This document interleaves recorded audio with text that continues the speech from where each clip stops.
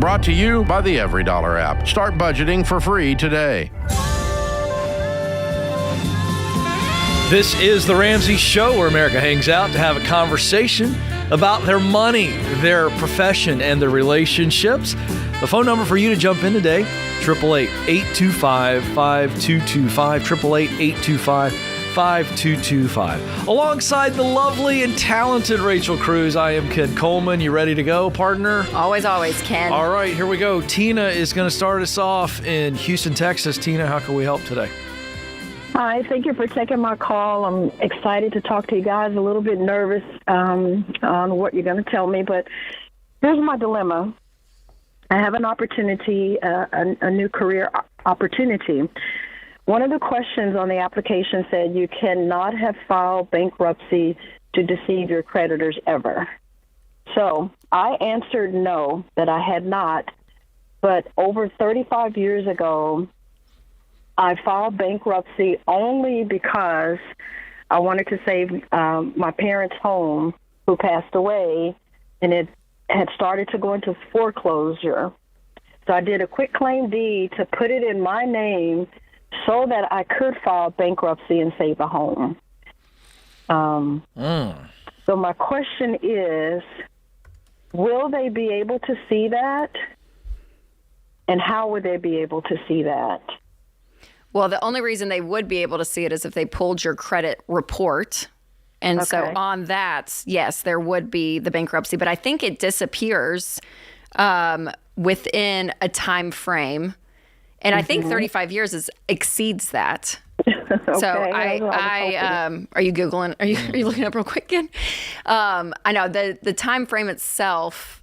Yeah, I think 35 years, it exceeds it. But my question to you, Tina, is, was there any part of you, because it said, did you file bankruptcy? And you said no, correct? Right. Yes. Right. Is there anything within you, though, from like a conscious standpoint of saying, hey, I did, it was 35 years ago, and here's the reason why, versus lying? Well, see, and there lies the dilemma, because I really didn't file bankruptcy to defraud my creditors. I had other creditors that I could have added to that bankruptcy. Yeah, but you file bankruptcy to defraud your parents' creditors. Right, not mine. But the question said, I know, but you're playing some massive political semantics. You should run for Congress. I think this is. I think you've got a real skill for being an elected official. Here's the question. No. Listen, you called us. You called us. Okay, you're right. Go ahead. So first of all, by the way, I'm not judging you. Okay.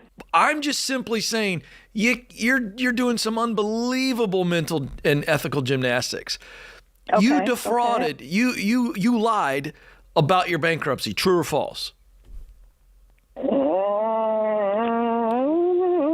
True. Okay. So it's not my opinion. It's not Ken judging, but you called. So that's the first issue. The second issue is not only did you do that, you lied on your application. And then you called us and you said, can they find out? And according to the rules here, you got Chapter 7 bankruptcies are usually remaining on your record for 10 years, and then 13 would be 7 years. What was yours? Was yours 13 or 7? Yeah. So you're saying that it's not visible if they were to pull my credit report. According to what I'm seeing on the internet, but you should pull your own credit report on this because you've lied, and so now you're hoping that you don't get caught lying. Bob, Tina, is the employer, do you have a contact to them personally, or is this like a internet application or something and there's like a faceless person behind it? Well,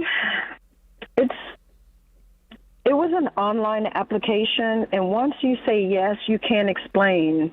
That's why I said no, so that I can explain. Once you say yes, you're not able to explain your situation. Why did you ask that, Rachel? I'm curious. Why did I ask what? That question you just asked her. Well, because I was going to say, if you can call the person, at least to get your conscience right, and just to say, hey, this happened on the application. Here's why I said it, because it didn't give me another, like, at least to be able to explain, to try to save the situation. I just wouldn't want to go into a work environment knowing I had lied, and there's a little bit of you that will always be looking over your shoulder. Yeah, and Tina, here's my concern for you. And again, no judgment here, but I'm just giving you my thoughts. Let's say you get through the process because you did lie, and your whole point is what you're telling Rachel and I is, I lied so that I don't get dismissed because I want to get the interview, at which point I'm going to come clean on something I lied about 35 years ago. That's what you're telling us you're going to do. So if I believe you, I still think that could blow up in your face because they could go, well, you lied on the application about the fact that you lied 35 years ago. I could see a lot of hiring managers go, I don't know that I can trust you. It's a good story. It sounds very Robin Hood-esque. That's why I'm not. I mean, seriously. I thought the same thing. I'm not judging you. Yeah, sounds noble. Sure. Yeah. But it's. There's at least a story behind. I mean, like, yeah. But okay, what line of work are you in, Tina? Is it like sales. financial? No, it's sales. Yeah. Why would they ask that? I thought that was a very specific. Rachel, That's what I'm wondering. Yeah, why is it so specific about that on the job application? Well, I mean, I really can't go too deep into that part because. So you're applying for a job where it matters, right? Or the employer is going to listen to this segment. No, Exactly. I'm not asking you. She doesn't want to get caught because she called the show. Oh, I know. I'm sorry. I don't want to give out too much information. No. They may listen. They may listen to Ramsey. Yeah, you think? Are you using a fake name, by the way? Don't put her on the spot. What? See, She put herself on the spot. She called into a really big show. You're making me feel bad. You called into a national show and told us about 2 massive lies, and you're worried about me putting her on the spot? Here's what I was asking. No. Stay with me. I'm not dumb enough to ask you the name of the company. I mean, I know I'm not the sharpest tool in the shed, but I'm not that dumb. I'm asking, is it what industry is it in? What type of work is it that would ask that question? I can't tell you because it would give too much information on this I got to tell you company. something, Tina. If you don't have a future in Congress, you have a future working for the FBI or the CIA. Thank you. I appreciate that. Thank you. Maybe I'll change my career path. Well, you probably should. I feel like this is straight out of the headlines. Well, my advice to you, Tina, would be if you end up getting the interview, you have to come clean for your own. Absolutely. You know what I mean? Your own I mean, yeah. But I mean, good luck. And she may not get the job because of it, is what you're saying. I'm saying it's a roll of the dice. Yes. But they may also be like, oh, that's great. Okay, yeah, that part doesn't really matter. And then they may move on. I don't know. Exactly. 35 years ago, you did. I wouldn't have lied, though. Look at you, Tina. You are running for Congress from the great state of Texas. You're going to do great on the Sunday morning shows. You'll do great in all of the. It's a joke. Really not complimenting you. Oh, let me tell you something. Yeah. Let me tell you something. When I did that, we were able to save the home. And my sisters and I were able to sell the home. Oh, I get this. This is an old thing called the ends justify the means. Not a new concept. Not a new concept at all. I think it's a tough situation. I'm not judging you. You did what you did. You're a nice daughter. You got yourself in a situation potentially. Hope it goes well. I'd take the dice in with me and roll them, baby. Roll them.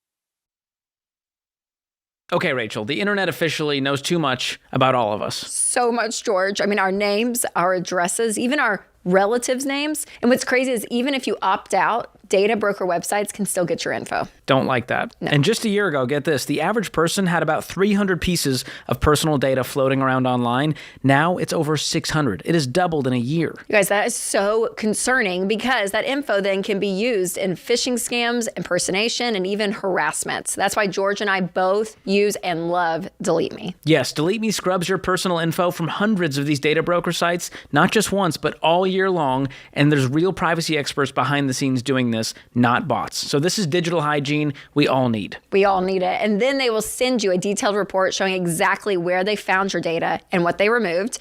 And you can even request custom removals if you have something specific you want them to look out for. Exactly. And this is not being paranoid. This is staying protected. And so far, Delete Me has removed my info from 240 listings and saved me 94 hours of time it would have taken me to do it. I love it. And you guys, in a world where strangers can Google your grandma and get enough info to scam her in just 2 clicks, Delete Me gives you peace of mind. Yes, so go to joindeleteme.com/Ramsey for 20% off. And that discount brings their annual plans down to about $9 a month. So go check it out, joindeleteme.com/Ramsey.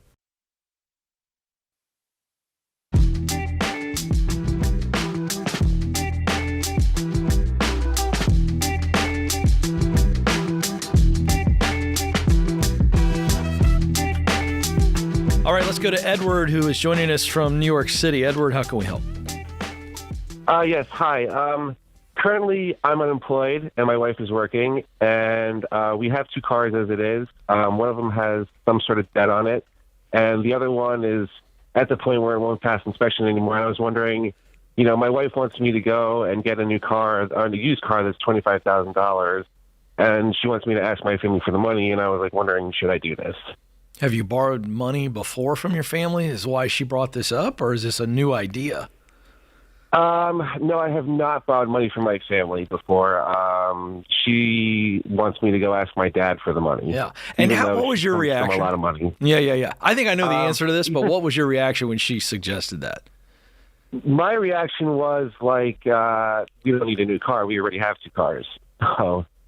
Fantastic. You said answer. one has a dent, and then the other is what? It can't pass inspection? Is that what you were saying? Yeah, the first one that we have is a newer car. We only owe $2,000 on that car. The second car was a gift from her parents, and it will no longer pass inspection. Why? And it just needs more work than it's worth for fixing. Okay. Do you guys have any cash saved up? We have about $30,000 in cash. How much? 30,000? I have some. 30,000, yes. Okay, so why does your wife? I'm a little confused. Why doesn't she just want to use the money you guys have saved? I personally, I don't want to use the money we have saved because I'm unemployed right now and we rent, and we just signed a New Year lease, and we need that money to pay for rent. Edward, when are you going to start working? I've been applying for jobs. I'm trying. Is the second car? Well, we'll get to that in a minute. Is the second car drivable? Yes. How often do you have to do inspections in New York? Yeah. When is it coming up due? It's due. We got rejected a couple of days ago. And so what, your tags can't get updated? What's the repercussions of it in New York? So I'm actually near New York. So the repercussions are that, if it's not fixed within a certain time, I guess you just keep going and going and going. But after a certain point, I really don't know. No. If you didn't get past, that we need a new car because she wants a bigger car. She just wants a bigger car. Oh, I know. This is what she wants. This entire thing is about what she wants. You don't want it. We're trying to help you through this. Because I understand you're trying to save your cash because you're unemployed. And so I'm going to get real practical here. This is not normal financial advice. This is what I would do. I can't wait to see what Rachel thinks about this. If I was in your situation and you didn't get passed on your inspection, which means you can't get your up-to-date registration on the car, correct? Correct. I'd roll the dice on that one. I love a little civil disobedience from time to time. I see some people in the audience we have a lot of people agree with it. So now I don't care what Rachel says at all. I would roll the dice on that and look for cops everywhere. I've done that game before, and it's kind of like Frogger, You're like, I think there's a cop on my back left about a half mile away. I'm going to go this way. I really would roll the dice until you got employed. Because then I would use months. the $30,000 to buy a nice car, but tell her, no, babe, you've already got your fancy new car that we owe $2,000 on. We're paying that baby off. And then once I'm employed, we're going to take some of the 30 and get you a reliable car in the 10 to 15 range. That's where my head goes. She says none of them. She says neither of them are big enough for her. Why? What is there 8 kids? We only have one kid. Oh, okay, little we kid. Looked at everything in the trunk. Little car. Have you ever taken issue with anything your wife has said? And if you have, how did that go? That's kind of personal. Yeah. So is this whole phone call. So is borrowing money from your parents, Edward. What's the answer? Because I just hit a nerve, by the way, and everybody knows. He said that was personal. Yeah, go ahead. What's the answer to my very personal question? Sure, I have, but you know what? I'm just kind of rules the roost at times. With this one, I'm kind of putting my foot down on saying I don't think we need another car. Good. Put your foot down. And let me say this. You're not being unreasonable, Edward. You're unemployed. You guys have money saved. You're choosing not to spend your money on a purchase you need, and you're going to go and extend yourself not only just to a bank, but to your family to borrow money on something that you don't need. Like there's like 3 things right there that are like, nope. And by the way, you agree with us on all of this. You don't agree with it. You called us to get confirmation. That's what you called. What kind of cars do y'all have now?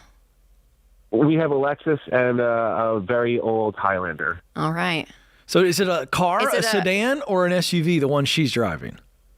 They're both SUVs. Oh, and so the Lexus SUV, it's just a little too small. I'm going to tell you, man, I'm going to review this because this is cut and dry really for sad. us. It's really sad. I would. I feel claustrophobic thinking about it, Ken. Yeah, I would tell small Lexus SUV. I'd tell the wife, sweetheart, I'm sorry, your car's big enough, and I would roll the registration dice.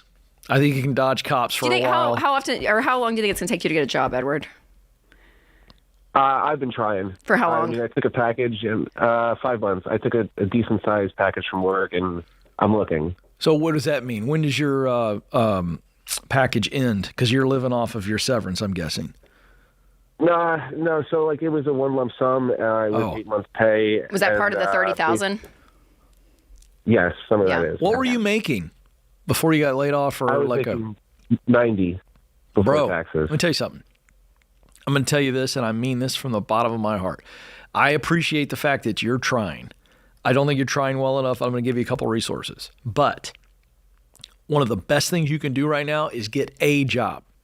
It may not be the $90,000 job that you had before. It may not be in the career lane that you want to be in. But in this interim period, we know from psychology studies that losing a job has the same psychological and emotional impact as losing a loved one. And you need to get to work. While you're looking, you're working. And I don't care if it's a $25 an hour manual labor job, a $20 an hour job. I don't care. You need to be working because it's going to keep you going in the game physiologically. And it's going to, all the and things. let me say this, that's a level of deep humility. Yeah, it is. And for your wife not to have the car she wants is going to take a level of like dying to self and deep humility. And there's some of this, and I don't know if it's true, Edward, or not, but this keeping up lifestyle of continuing to want bigger and better constantly and not being satisfied if that's not the case is a disease that we all have as Americans, right? And some may have it worse than others. But there's a contentment issue here too, Edward, for you and your wife and all of it. And if you live your life really dependent upon what other people think, from your job to your car, you guys are going to live an exhausted life. It's not worth it. It's not worth it. And so... Well, yeah, I think you're preaching to the choir on that one. It's just, look, I don't need the car. I mean, I don't. I mean, I'm very happy with what I have. I've come from very little. And, I never took private jet flights like my wife did and things like that. So it's like, I get it. So she's come from a certain lifestyle, though. Edward, she's coming from a certain lifestyle, right? And her expectations are very high, correct? Yeah. Correct. Yeah, but listen. Yeah, listen. But that's what I'm saying. I'm like, but you genuinely. gotta say no. That's why I asked the question. I wasn't being funny. Yeah, and we can say no in this one instance. I worry for her, though, in life, is what I'm saying. I know, but this is a marriage conversation. It totally is. So he's got to go, no, here's why, and we got to get on the same page. Yeah, and Edward, I mean, I don't know. I don't want to put words in your mouth or make you concerned about something you're not, but there's a...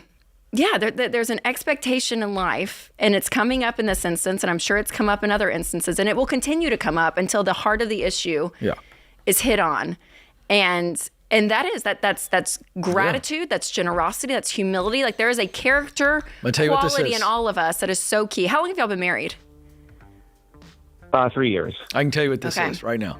You all have an expectation problem. No, she does, is what it sounds like. But it's their problem. Yeah. Her expectations are great. Great expectations that become unmet expectations become massive frustrations. Man, this is a marriage issue, and you're going to have to stand strong on this and go, we got to get on the same page, babe. Yeah, So- and I would be pushing some of this emotional stuff too for y'all to be growing and her to be, Absolutely. Real quick, Edward, hang on the line. Christian, let's get him a copy of the proximity principle. and the contentment journal for her. Oh, wow. Shots fired I do by love her Rachel though. I'm sure she's Cruze. my spirit animal. So like,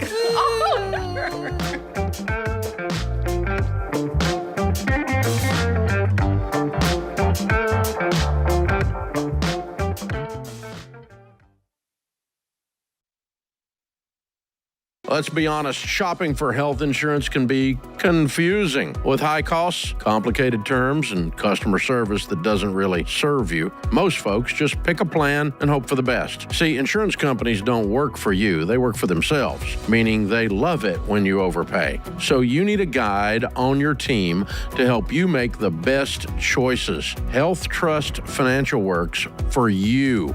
They're not salespeople. They help you find the health insurance option that makes sense and saves you money. The fact is, health insurance is one of the biggest expenses in your budget, but most people who work with Health Trust Financial end up saving $500 a month. Imagine putting that kind of money toward the baby steps. My team has worked with them for over 20 years, and they've served thousands of people just like you. They're the only health insurance broker that's Ramsey trusted to help you. So stop throwing money away and get the health insurance that's right for you at healthtrustfinancial.com. That's healthtrustfinancial.com.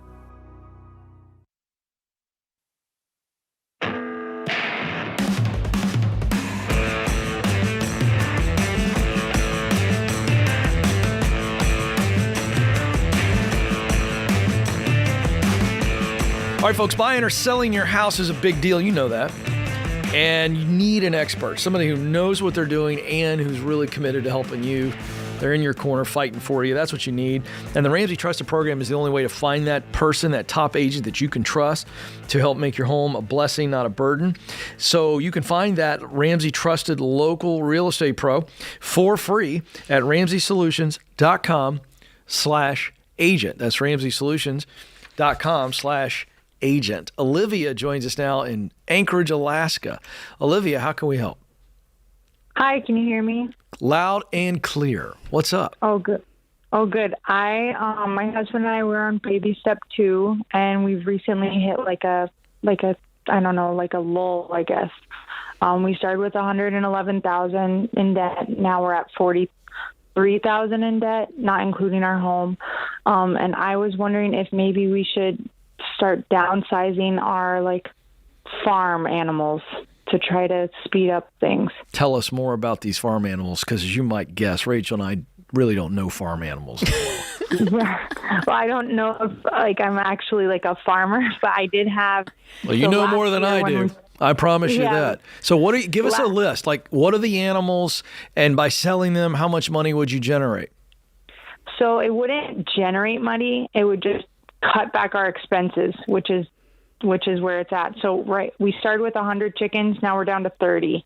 And so if I cut that down to 10 or 15, then it would cut our expenses maybe in half. So it's just chickens. $600 a month. Yeah, it's just chickens.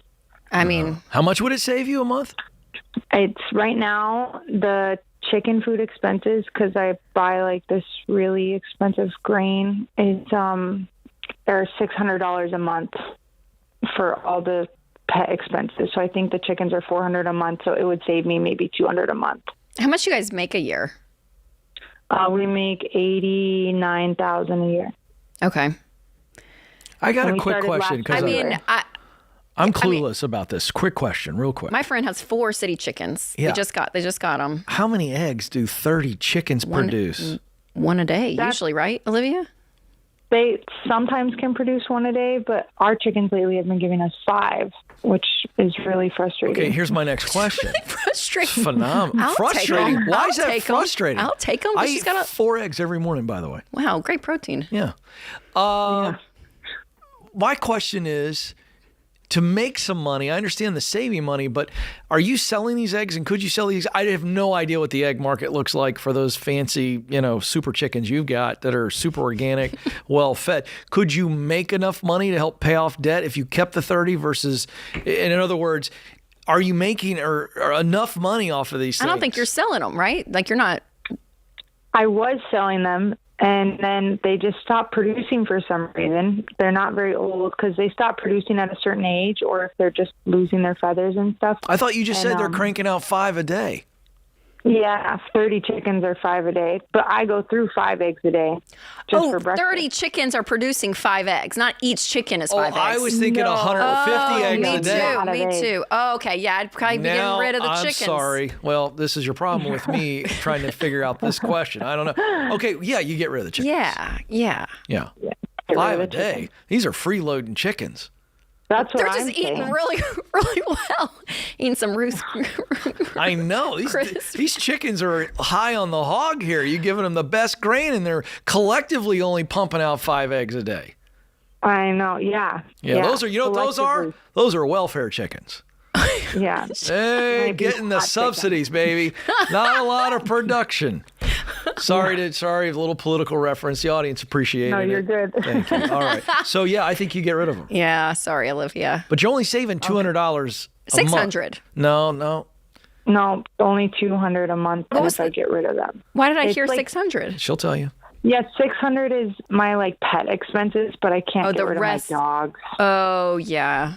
I don't have a bunch of dogs. I just have old dogs. Tell you what, you want to hack people off? Talk to them about getting rid of their pets. No, I know. George got into that trouble on the horse. I'm not going to touch the dogs. No. That's in a different category than even horses. So, yeah. All right. So, yeah, that's going to save you $200 a month. So that's a good move. And probably, Olivia, just some manual work, right? Like that probably saves you some energy too, because you guys are working hard to get out of this debt.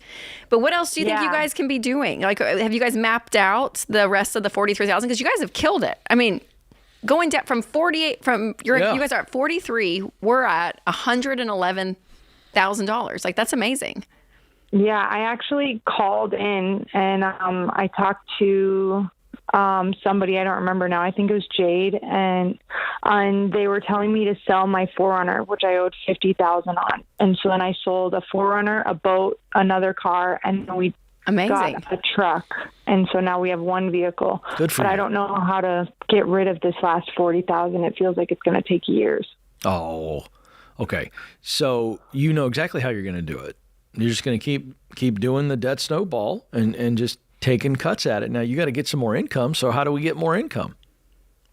Yeah, my husband's been doing some training to get raises. He's expected to get a raise again in another month. He just got one 2 months ago. Okay, great. So what would those combined raises between the one he just got and the one he's going to get, how much will that add to your take home every month? I think it will bring another $1,200 a month. Okay, so that's $1,200 a month. And then the chickens are gone. So add $200 on that, so you got $1,400. She got ahead. Yeah. Way to go! That's $1,400 a month that you guys are going to be putting into this. You're going to knock this thing out way faster than you think. Let me tell you something. This is really important because you are at a place, and I love that you were honest and transparent with us, that you're feeling stuck. Mm-hmm. Like, I'm mentally and emotionally, how are we going to get the remaining 43? It's really important that you don't allow that voice to win, and that you get focused on the fact that we just got a $1,400 a month raise, and that's $1,400 a month we can put towards this debt. Yeah, additionally. So what were you putting towards debt? Yeah, and even like 2.5 years, Olivia, even at that rate. And then that doesn't even include if he gets a raise in a year from now, and a couple $100 extra bucks a month. Yeah, so it's just, and you guys have been in it for a while, right? How long have you guys been working this? We started last February, but in between now and then, so I just had our second child and we got married and we paid for that in cash. And so I think just coming after, instead of just having one and now having two, it's just kind of the reality of For sure. expenses. But let's do real quick math, just to encourage you. How much money, excuse me, were you all putting towards the debt snowball each month prior to these raises and our chicken like strategy? $1,000. Okay, so I think- with the $1,400 that Rachel concocted there, that's $2,400 a month now. So now divide 43,000 by 2,400, and that's your number. Yeah, less than And- 2 years. And that's Olivia. the max. I mean, that's the max it's going to take. Less than 2 years. You guys can do this. You got it. Yes. Okay, we can do this. You Yes, can. of course you can do it. Yes, yes. And it's one day at a Seems time. so long. I know, But your I life know. is going to be immeasurably better just by Think getting rid of about these getting- chickens. Think about it. Focus on that. Almost like an extra $3,000 a month after all this is Yeah. paid off that you guys are going to have. Oh, it's going to be great. Right. It's great. It is so worth it. You guys just keep. It is a marathon, though. It is a marathon. Jade, her husband, who you talked to, it took them 7.5 years, Yeah. but they had close to $500,000. Yeah. But it was just So that long. it is. Yeah, it's a marathon. But yeah, you guys got this. Yeah. And Less congratulations. than 2 years, you can do it, Olivia. You can do it. Listen, you know Congrats what's on a going new on? baby, too. You're tired. Thank you. You're tired. Yeah. Yes. Baby number 2, And with 30 Ugh. chickens? 30 chickens. Oof, Yeah. that's a lot. Yeah. By the way, who do you sell the chickens to? How does that happen? Do you put I've that been out on selling like eggs. Facebook or I something? don't think you can. I don't think you can sell animals. Oh, you can. No, you Oh. can sell chickens on Facebook. All right, she knows. I don't know. What? If I People sell ever, them for like $20 a piece. how much? Like $20, depending. Like Great. I think I could probably get 20 to 30 for mine. That's a pretty good deal given that these are welfare chickens and they're not They producing. are welfare chickens. How do you even sell a welfare chicken? These 30 don't lay eggs. They just eat. Or you just say they're cute. You don't say anything about production. Just look how cute they are. Yeah, $30 to Take 'em. watch a chicken bebop around my backyard? I'm not doing it. If you're cranking out eggs, I'd pay a premium for that. No, that'd be good eggs. Wow. I didn't, by the way, this is all very exciting to me, James. I had no idea there was such a thing as a welfare chicken. Didn't know.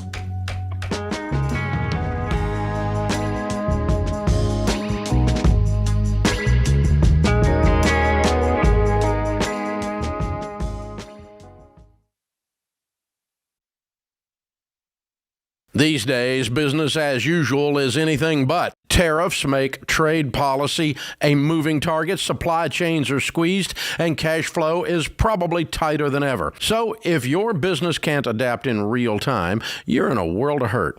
That's why you need NetSuite by Oracle, trusted by more than 41,000 businesses, including Ramsey Solutions. You need to see what's happening, what's stuck, and what's costing you, and how to fix it. And NetSuite is the #1 cloud-based business management suite because it helps your business make the right decisions fast.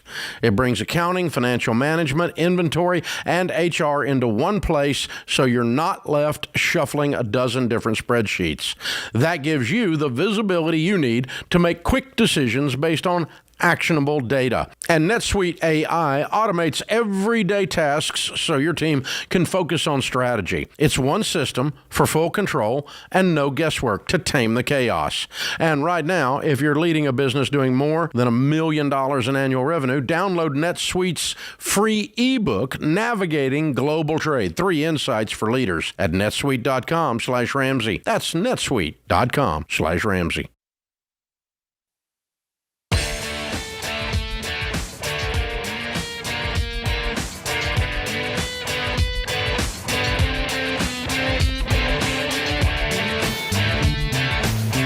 All right, let's go to Mackenzie next, who's joining us in Little Rock, Arkansas. Mackenzie, how can we help? Hi, guys. Hi. Thank you for taking my call. Sure. So my question is, my husband and I are currently in baby step 2. We've been really tackling our debt for the past year. My question is it a bad decision for me to quit my job and become a stay-at-home mom, possibly take a pay cut for the next year? How big of a pay cut? I currently make about $76,000. 56 of that is my salary, and $20,000 is veterans benefits. How much does your husband make? He makes about $90,000. So we would go to $90,000 for how long? Well, it would be about $90,000 plus my $20,000 in benefits, so I would still have that little bit of income. And then he is potentially going to be getting a pay raise in about a year to a year and a half. Well, I think the simple question always in this scenario is, if you go back to the 20,000 or whatever your situation is, are you guys going to be tight, or are you guys going to have some margin? I think that we would be tight. I've tried running the numbers. I currently hold our benefits, like health insurance and things like that. So that's something that we would have to switch over to him. I think in general we would have a little bit of a margin, but definitely not like what we have right now. Yeah, how much debt do you guys have left, Mackenzie? We have about $75,000. That's 2 cars and a student loan. Okay. How much are the cars? I have a loan for 17. My husband has one for about 20, and then he has a student loan for 30. Okay. How much are they worth, the 17 and the 20? I haven't really checked into it. I don't think that we're in the hole on them, but I'm not really sure what the worth would be right now. Yeah. And how old are the kids? Well, I have a 6-year-old who's in school, and then I have a 4-year-old who will have to wait 1 more year from her birthday to go into kindergarten. Okay. So, what are the combined car payments? $875. I would look at trying to sell those. Yes. If you want to come home, one of the first things I'd be doing is, how do we downsize our car situation? Because now we gave ourselves an $860 a month raise, which would probably give you more margin. Gotcha. That's at a minimum. That's at a minimum right now. Is there a way for you to tough it out? Is it even possible, emotionally, physically, all the things, to stay with your job until you pay off the debt? Yeah, so I mean, technically, I actually really enjoy working. I don't really want to go back to being at home, but my daughter, who is in daycare, the one that has to wait another year to go to kindergarten, she is just not thriving, and I feel like it would be better for her to be at home with me, so I can meet her needs a little bit better. Is there something specific that's really, really like special need type situation, or is she just struggling in general? And she does well, like socially and academically. She does have some feeding issues where she's, some days refusing to eat most of the day, and they're trying to coerce her to eat, things like that. Does she do that with you? She is really picky at home as well, but I can get her to eat a little bit more because I can spend more time, working Okay, so with tell me her. this, Mackenzie. Will she start kindergarten next, like August or September? Yes, so not one this more year. August, but next August. Is your position, are you in a scenario where if you did come home for a year, you could go back? I don't think I would go back into the same position I'm in currently, but I work in a field that I could easily find another job, maybe not as high paying, but yeah, the other thing is, my husband in about a year and a half will actually be getting a pay raise to the amount that I'm currently making in my position. Okay. Here's an idea, and I'm by no means suggesting this is the silver bullet. May not be a good idea, but hearing what I just heard, if I were you, knowing that you like to work, it's good income, and it's really a kind of a unique situation, I wonder if there's an older family member or an older grandmother that's retired, that's still vibrant, that has the one-on-one ability that you have, that could build trust with your daughter. I just wonder, instead of a traditional daycare, if you didn't find somebody to be in the home with her and work through this. And the reason I'm saying I would try that is because let's say you do this and you come home and you're able to coax her because of the relationship, and you get her where she's eating. She's still, either this thing gets solved between now and kindergarten, or you may be faced with a homeschool situation if she does the same thing at kindergarten. I'm sure you've thought through that. I just wonder, is that a viable idea, to have somebody in the home? You continue to work because you enjoy it, number one. Number two, it's great income. And then you've got somebody that's one-on-one with her, highly trusted, loves her, cares for her. Is that a possibility or no? If it was a family member, no, we don't have that possibility right now. But I have looked into doing like a nanny in the home, but considering the hours that we work and our commute to work, and the pay, it would be Too much. astronomical. I mean, Yeah. we're already paying way too much for daycare anyways. Yeah. So it Yeah. would just Yeah, add I on top wasn't of that. talking a professional nanny. I'm talking like an older family member, We yeah. did this, by the way, when Stacy was working and the kids were late elementary, maybe one in middle school. We love her, Miss Pam, and we looked and we looked and we talked. We didn't put out an ad. We just used our personal relationships and our connections, and we found Miss Pam. And Miss Pam was probably 62, but very strong and very healthy. She was retired and she wanted to do something. And so we had her there for X amount of hours a day doing mom helper stuff. But in this situation, I would at least try it in this particular situation. If it doesn't work, totally get it. It was just an idea there. But what are your thoughts here, hearing all this? I think, I don't know, my whole take on things is I make decisions fighting for peace. Like, how can I have the most peace in my life? What are things that I can do? And that's one reason we do this show, is because people don't have peace with their money. So you're like, they don't have peace at work. And it's like, okay, what decisions do we have to make in order to gain the most peace, right? And so for you guys, Mackenzie, that's a very personal question to you and your husband. And if there is not, I just imagine as a mom, if there was something happening and one of our children, who will not be named, is the one, she doesn't struggle with like the eating stuff, Mackenzie, but she's our one that we're She's your drama queen. she's great. She's awesome. But if she was really struggling at school, like I would be so distracted at work. Like it would be torturous. It'd be terrible. Yep. And so honestly, maybe you guys say, hey, it actually creates more peace for you to be home and it takes us an extra 9 to 12 months to get out of debt. Yep.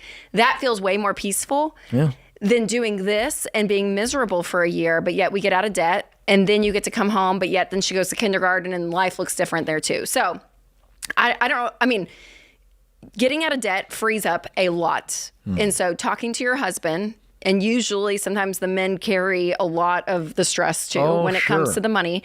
So you guys just have a really honest conversation and paint a couple of pictures too. Like I always hate the idea of we only have one option, you know? Yeah. Like when we talk to people buying a home, like it's the only home. It's the only home that has everything we want. We're like, no, you limit yourself. So paint 4 different options, Mackenzie. Let Ken's option be option A. And hey, let's see what's over here. Option B. Sell you the just cars. stay home. Yes, stay home and sell the cars. If you stay home, the car's got to go, Mackenzie. absolutely. I would nix those.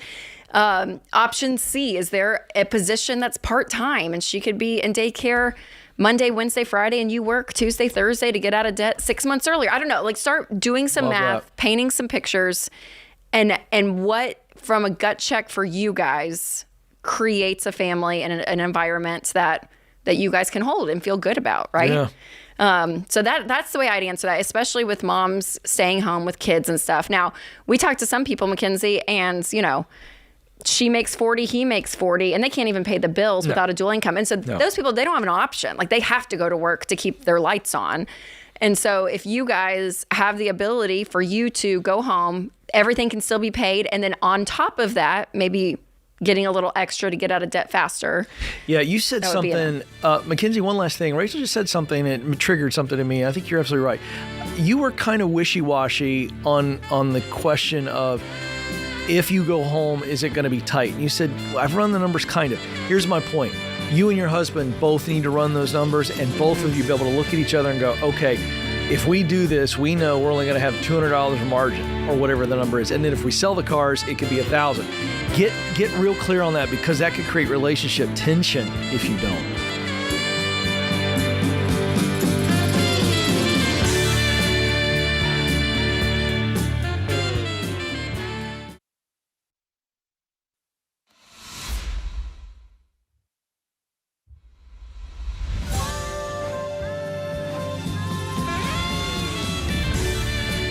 This is The Ramsey Show, where America comes to have a conversation about their money, about their profession, and about their relationships. The phone number for you to jump in on the conversation is 888-825-5225, 888-825-5225. Alongside the fabulous Rachel Cruze, I'm Ken Coleman, and we are together for you. We started off with Cynthia in Atlanta, Georgia. Cynthia, how can we help? Hey, how are you? Good. How are you today? Pretty good. I'm trying to think of where to start. Pretty much I am newly divorced. I don't know if 2 years is newly. since then, everything has gone to poop. I have had an eviction notice every single month. Oh, no, Cynthia. Since my divorce, I'm currently under eviction, and 3 days ago, my car was repossessed. Oh, no. Oh, my gosh. Now, help me Prior to understand, how are you getting an eviction notice every month for 24 months? Okay, so how it works is if you don't pay rent by the 24th, then they add on the next month. So say if I don't have it say I don't get the money till June 24th, okay, well, now I have to pay July. So it's like I keep getting caught behind By like basically 1 month. the 25th. Okay, gotcha. Okay. Is it because of how your paycheck's hitting? Well, I'm self-employed, but it's like while you're trying to save up for something, life is still happening. The light bill is happening. The phone bill is happening. Yeah. Insurance is What happening. do you do? What do you do for yourself? What do I do for a living? I have an online store. Selling. Baked goods. Sweetheart, you're not paying yourself very much because you're not making very much, I'm guessing. Well, What'd you make last year? I'm making last year it was 50. Well, let me just tell you, during my divorce, I'm trying to be as fast as possible.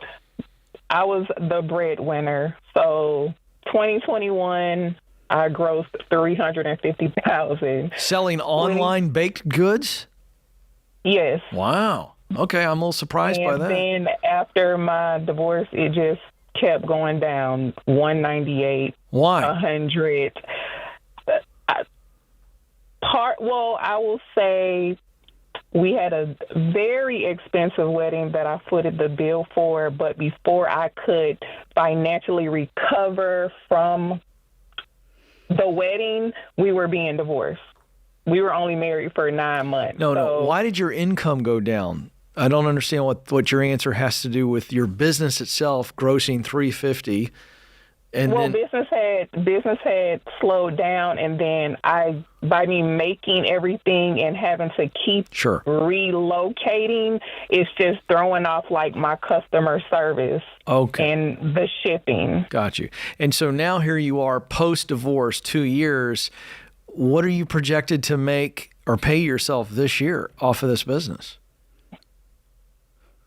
Well, I haven't really I've been mingling money. I know I'm not supposed to because I feel like I'm not bringing in enough to separate it. What do you mean by mingling with the money? business and your personal? Because yeah. Well, forget that for a moment. We're trying to help you out, and I got to get to a baseline of what do you think your income is going to be? Because what I'm diving into here is, do you need to wrap this business up and go work for somebody else because you are drowning and there's not enough income? I'm sure there's some debt, and we're going to get into that, but I'm just trying to establish a baseline. And by income, Cynthia, being able to support yourself to pay rent. Yeah. Do you know what I mean? I mean, basic income. This isn't extra margin to throw at debt. This is paying your car payment, which didn't happen and it got repossessed, paying your rents, keeping the lights on, basics.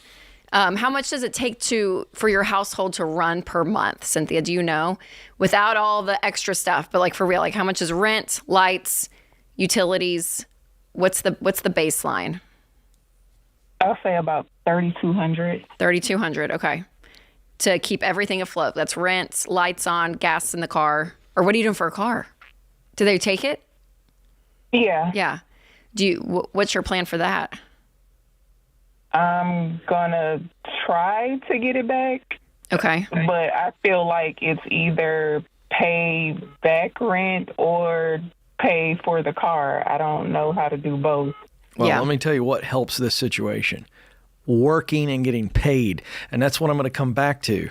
What are you paying yourself right now per month off of this business that you run?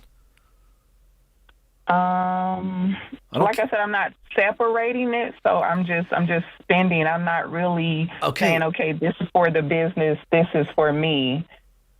Okay, but do you understand? Because I feel like I'm not making enough to How much are you making, Cynthia, per month? How much is the business bringing in? That's what I'm trying to get at. Probably about $6,000. $6,000 a month. Okay. That's not enough. It's not enough. So you're in a real situation right now where you've got a skill and you've got some experience.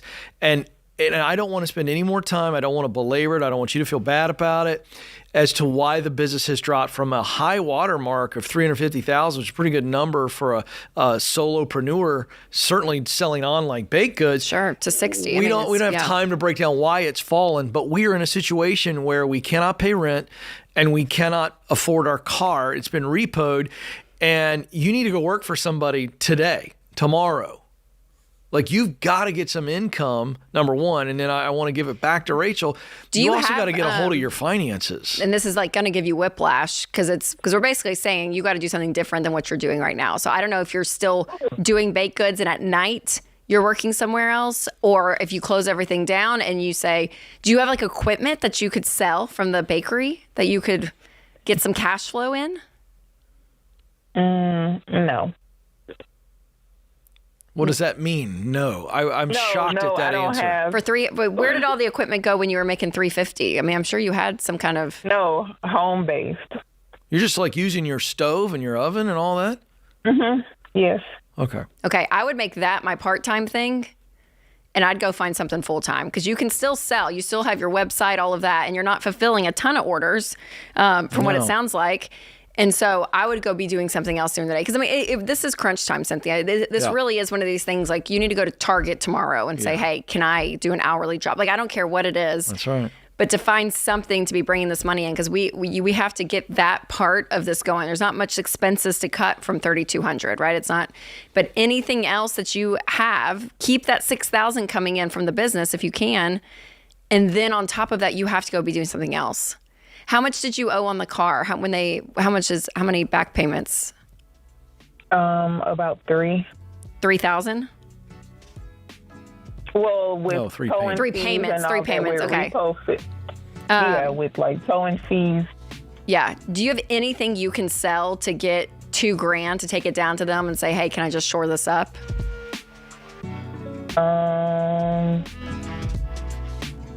Okay. No. Okay. Well, the number one A1 priority is keep a roof over your head, keep food coming in, and you can use that from the bakery, and then everything else is going to have to come from a different income to be putting towards this repo and other debt that you have, Cynthia. I'm so sorry.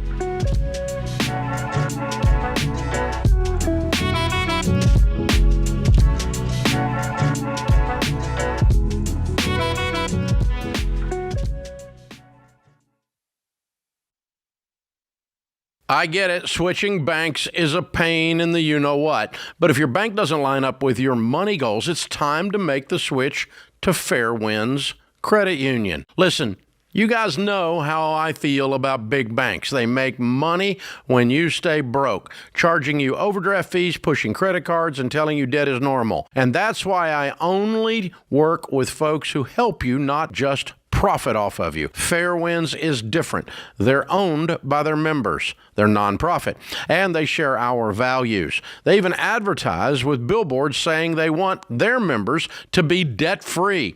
So they built the Smart Checking and Savings Bundle just for Ramsey fans. You can open your account online in minutes, and here's what you get. Free checking with no minimums and no monthly fees. Savings with a high APY to help you in baby step 1 and beyond. And a mobile app that actually makes sense. Plus, you also get access to over 33,000 fee-free ATMs and more than 5,000 affiliated branches nationwide. So don't settle for a bank that slows your progress down. Choose one that's built to help you win with money. Go to fairwinds.org/Ramsey and open your Smart Bundle today. Fairwinds is federally insured by the NCUA.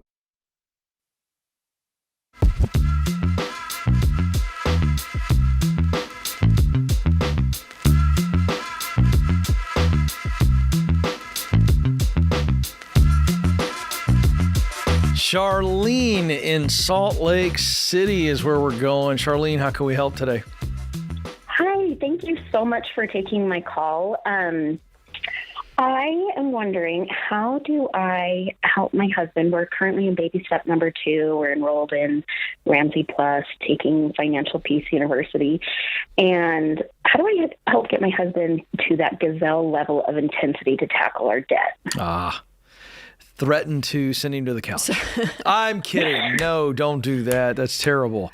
Okay, give me What's happening? like a range, of like you're here and this is what you're doing versus what he's doing. What are you wanting more of? Yeah, so we have about $100,000 out in debt outside of our home loan, and we grossed about $135,000. I have opened up like a little hobby side business to bring in some extra money on top of my full-time job. We also have 10-month-old twins. So, oh my gosh. So that's kind of, that was a new expense that really made finances tight. And there's also a property back taxes, because we built a home, so the tax evaluation wasn't correct. And then the county made an error for all property taxes, and that raised our total monthly mortgage payment by like $600 a month. So between daycare and... That's fun. Yes. I remember that come election day. Just me. So let me ask you this.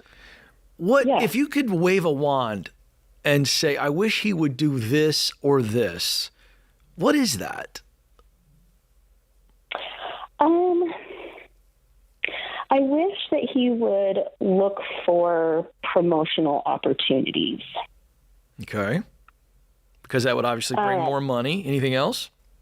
Yeah. He also, because I've been selling items, and, I mentioned selling like our miter saw, and he, had a little bit of a hard time with that. And we also have a truck that his mom totaled in February, but my husband made the decision to salvage it, and that is our third vehicle. And so, and he's not willing to give that up. And so it's just really hard when I'm like... Okay, I got it. Mm-hmm. Yeah, Rachel, Yeah, the reason I asked that question is because you said, how can I help him be more gazelle intense? And I think you've got to, and I'm glad you shared it with us, you've got to identify where those specific pain points are.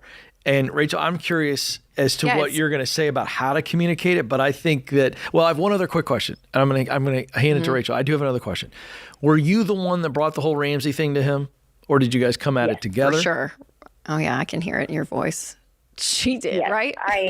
Okay. I sure did. Now, I'm not making excuses for Hubs, but I am pointing out that he doesn't have total buy-in yet. And so you're going to have to help him with the buy-in. I think Rachel's probably going to be better at me at giving advice on that. But as a dude, I will tell you, tools, salvaging the junk, that's such a dude thing. And he's incapable of thinking about those the way you think about them.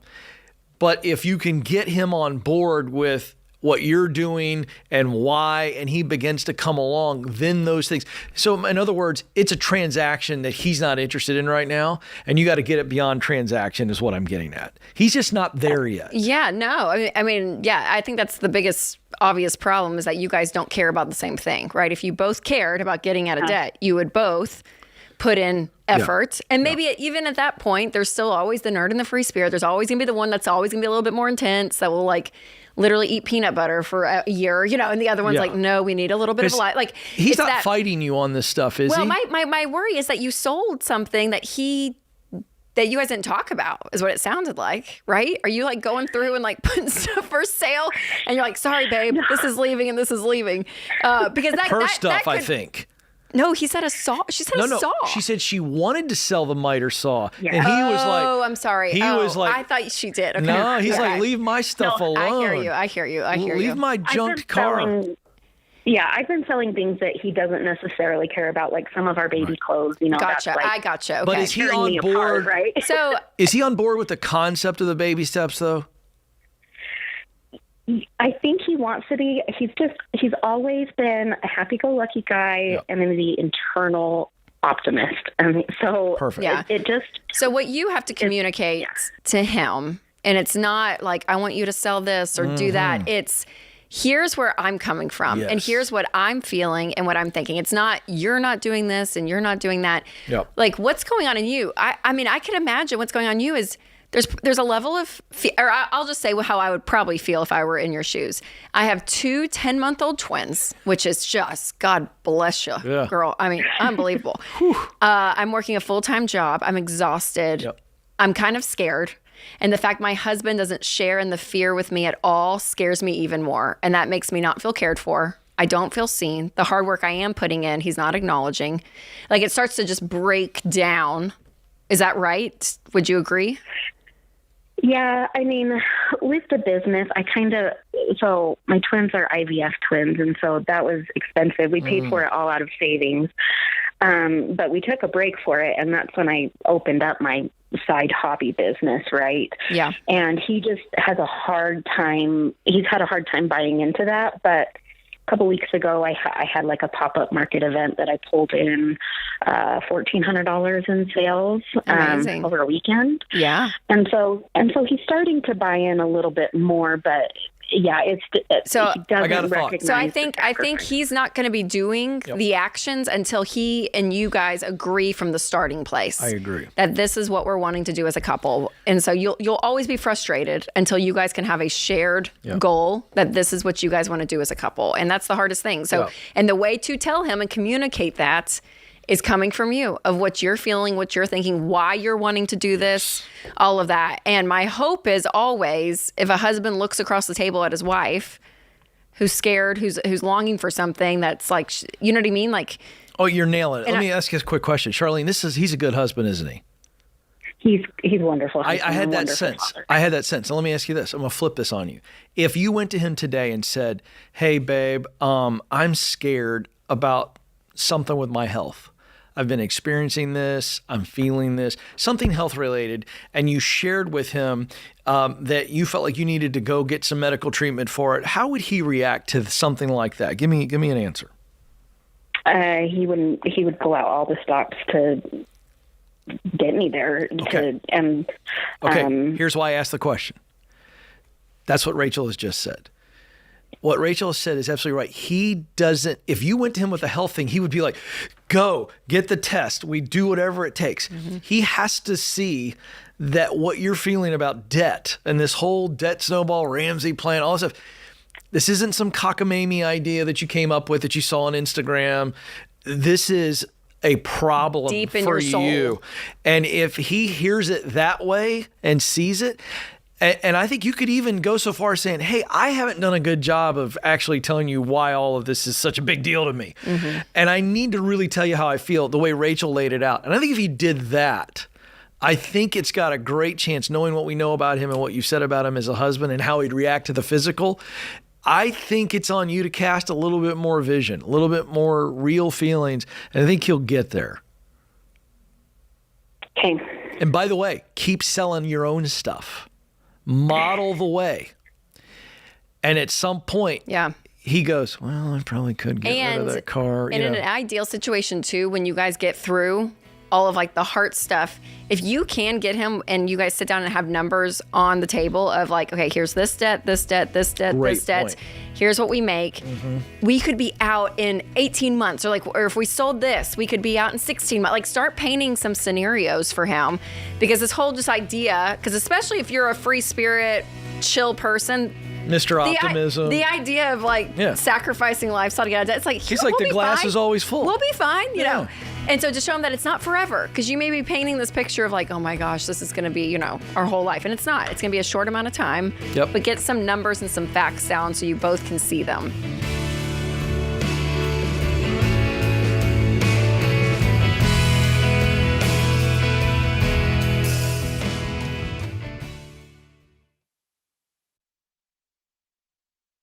Let's be real. Buying your first home can feel like reading IKEA instructions upside down. It's confusing and stressful, and you have no idea if that cam bolt is supposed to go there. And if you try and buy a home with some click-and-go lender, well, good luck, because you're just another line on their spreadsheet. So here's the thing. When I was buying my home, I didn't want to just be a loan number. I wanted a relationship with a real person, someone who was willing to answer all of my questions along the way and understood my goal of paying off my mortgage fast.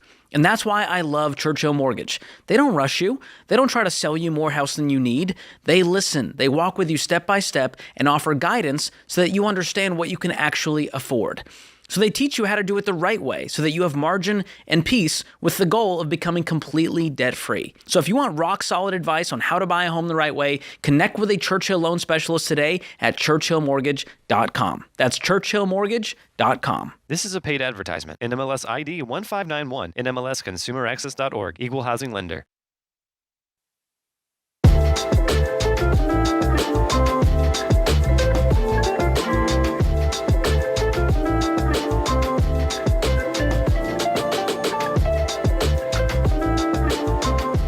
All right, folks, if you are tired of the paycheck to paycheck lifestyle, you need to jump in on our free Every Dollar trainings. Every Dollar is our world famous now and just an unbelievably beautiful tool.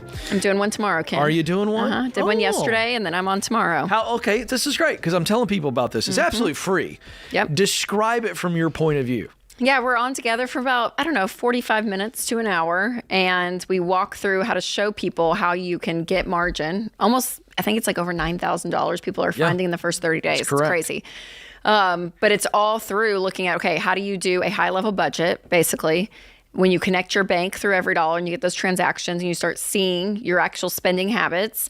And there's so much coaching now inside of Every Dollar, from the digital coaching and on. Like, it's so great. It is so great. So helpful for people because people have a lot of questions. So we kind of just walk through that, and then we do a live Q&A too. But there's so many resources now that the Every Dollar team's putting out, and it's fantastic. But it's just a great training if you're like, hey, I really do want to break that paycheck to paycheck cycle. I want some margin. We really walk you through and show you how. So it's fun. Everydollar.com/webinar. Everydollar.com/webinar. Can't be any easier, and it's free. Did I mention it's free? I've seen you people at the baseball games and football games. They throw a free T-shirt in the crowd. And they go crazy. And perfectly normal, well-adjusted adults start acting like children over a free T-shirt. And some will wrestle the person true? In front of the person. If someone else catches it. Oh, it's like a WWE Monday Night Raw match just to get a free T-shirt that doesn't even fit. So why wouldn't you clamor for a free That's right. Every Dollar webinar? There's my guilt trip. That's all I'm going to say. Kelsey is up in Toronto, Ontario, Canada. Kelsey, how can we help? Hi. Okay, so a bit of a weird situation. I bought my own house with my two kids, and I've been living there for roughly about 7 years. And I met my boyfriend. He lives across the street in his own house. And now that we've been together roughly 7 years, we kind of want to amalgamate. And I just don't know what is more responsible. Do I keep my house as like a rental? Because the type of house we need is going to be a decent amount, because I need 4 bedrooms and a garage.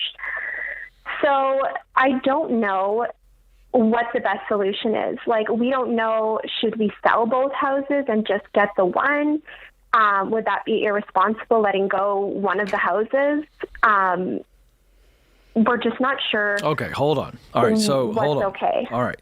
So I think it's fascinating. You guys have been together for 7 years, and you chose the word amalgamate, which I had to Google, and I'm a real word nerd. Am I not, Rachel? There it is on the screen. You love the word is amalgamate.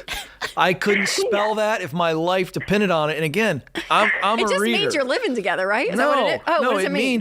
It means to combine or unite to form an organization or structure. And I'm laughing out loud, inside, because I didn't want to interrupt you. Yeah. You're not going to amalgamate. You guys need to get. I guess that's not the word. It's but we not the want word. To, It's called does matrimony. We want to move in together. No, She doesn't want to get married. They're not getting married. I know she doesn't. Living together. But what That's I'm that means. saying is, you ought to consider matrimony at this point. For 7 years we've been together. Here's why.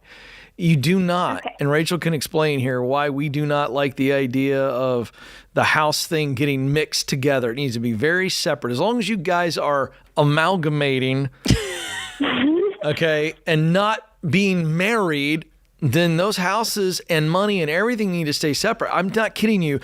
James will remember this. I feel like over the last couple of weeks, George and I got multiple calls of couples who decided to move in together and mix their finances, and then shockingly, the amalgamation stopped, and it was a mess. So what do you do if the other person may not want to get married, but they do want to move? Why in do you together? want to be with them, Kelsey? Great question. Because I really love him. He's a really great person. But he doesn't want to commit to you. He doesn't love you as much as you love him. I just think that he's a little worried, maybe from past relationships or something. Yeah, Kelsey, but how old are your kids? My kids are 9 and 11. Okay.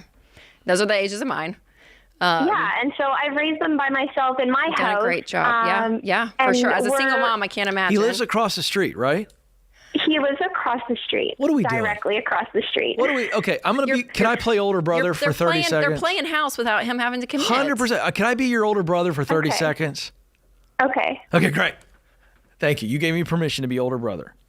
Okay. Why in the world would you consider moving in with a guy who doesn't want to marry you after 7 years when he lives across the freaking street? When you guys want to amalgamate, it's really quick to walk back and forth. I don't understand. I'm dead serious. If you were my sister, I'd be like, what are you thinking? Here's a guy that's had 7 years to figure out if he feels safe with you emotionally. So I don't buy his excuse, which, by the way, you've swallowed whole because you're amazing and you love this guy. But his excuse of I've been burned in the past, he's had 7 years to kick the tires and you're no tire. But you get the analogy. What are we doing here? He lives across the street. Why would you move? Okay. It's Answer just that.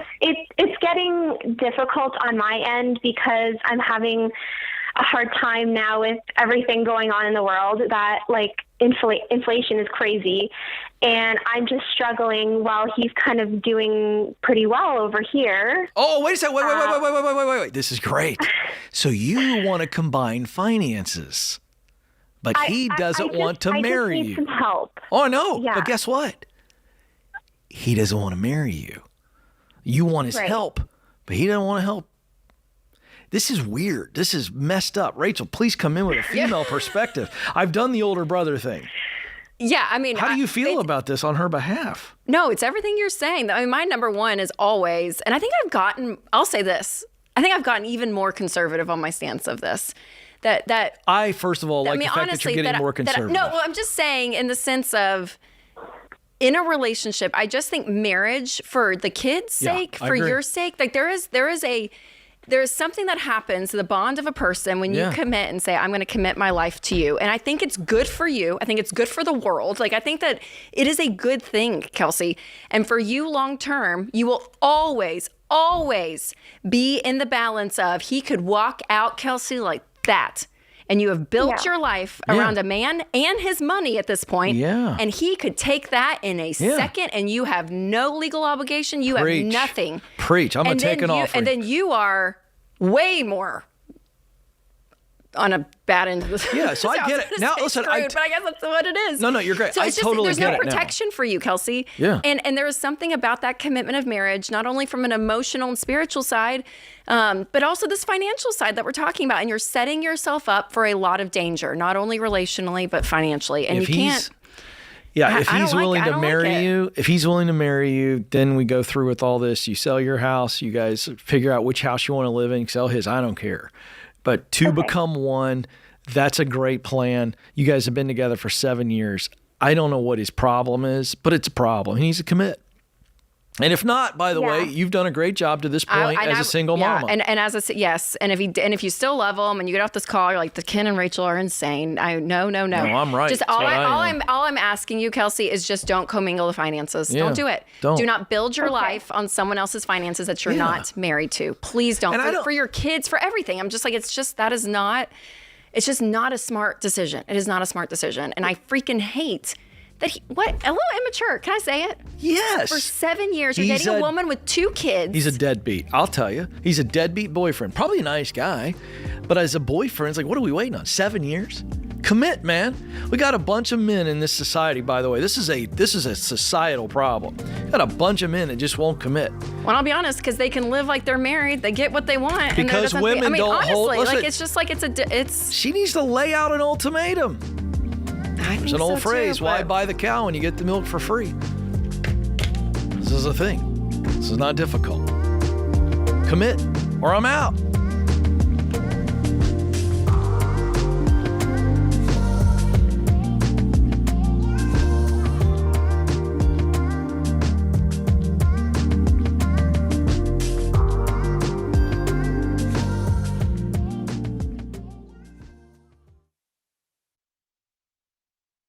You know, one of the first things I discovered working in the financial world is how absolutely devastating it is when the breadwinner of a family dies and there's too little life insurance or none at all. Grieving families are suddenly left behind, scrambling to pay bills and trying to make ends meet.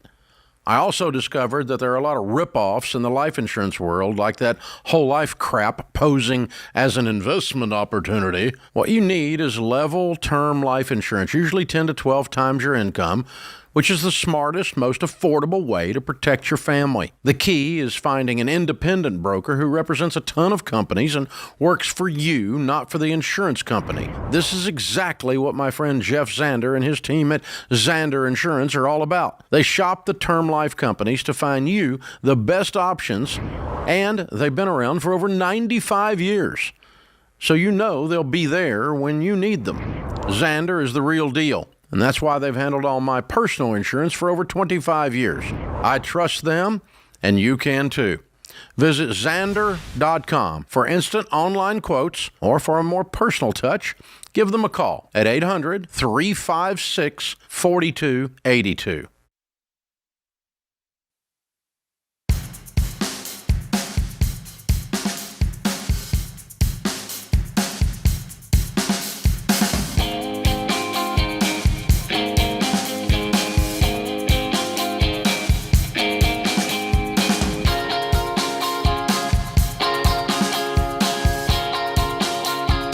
All right, it's time for our question of the day here on The Ramsey Show, brought to you by YRefi. If you're ready to stop drowning in private student loan debt, YRefi throws you a rope. You can talk to YRefi to see if refinancing your defaulted loans with a low fixed rate is an option for you. Go to yrefi.com/Ramsey. That's YREFY.com/Ramsey. It may not be available in all states. All right, today's question comes from Sarah in Washington.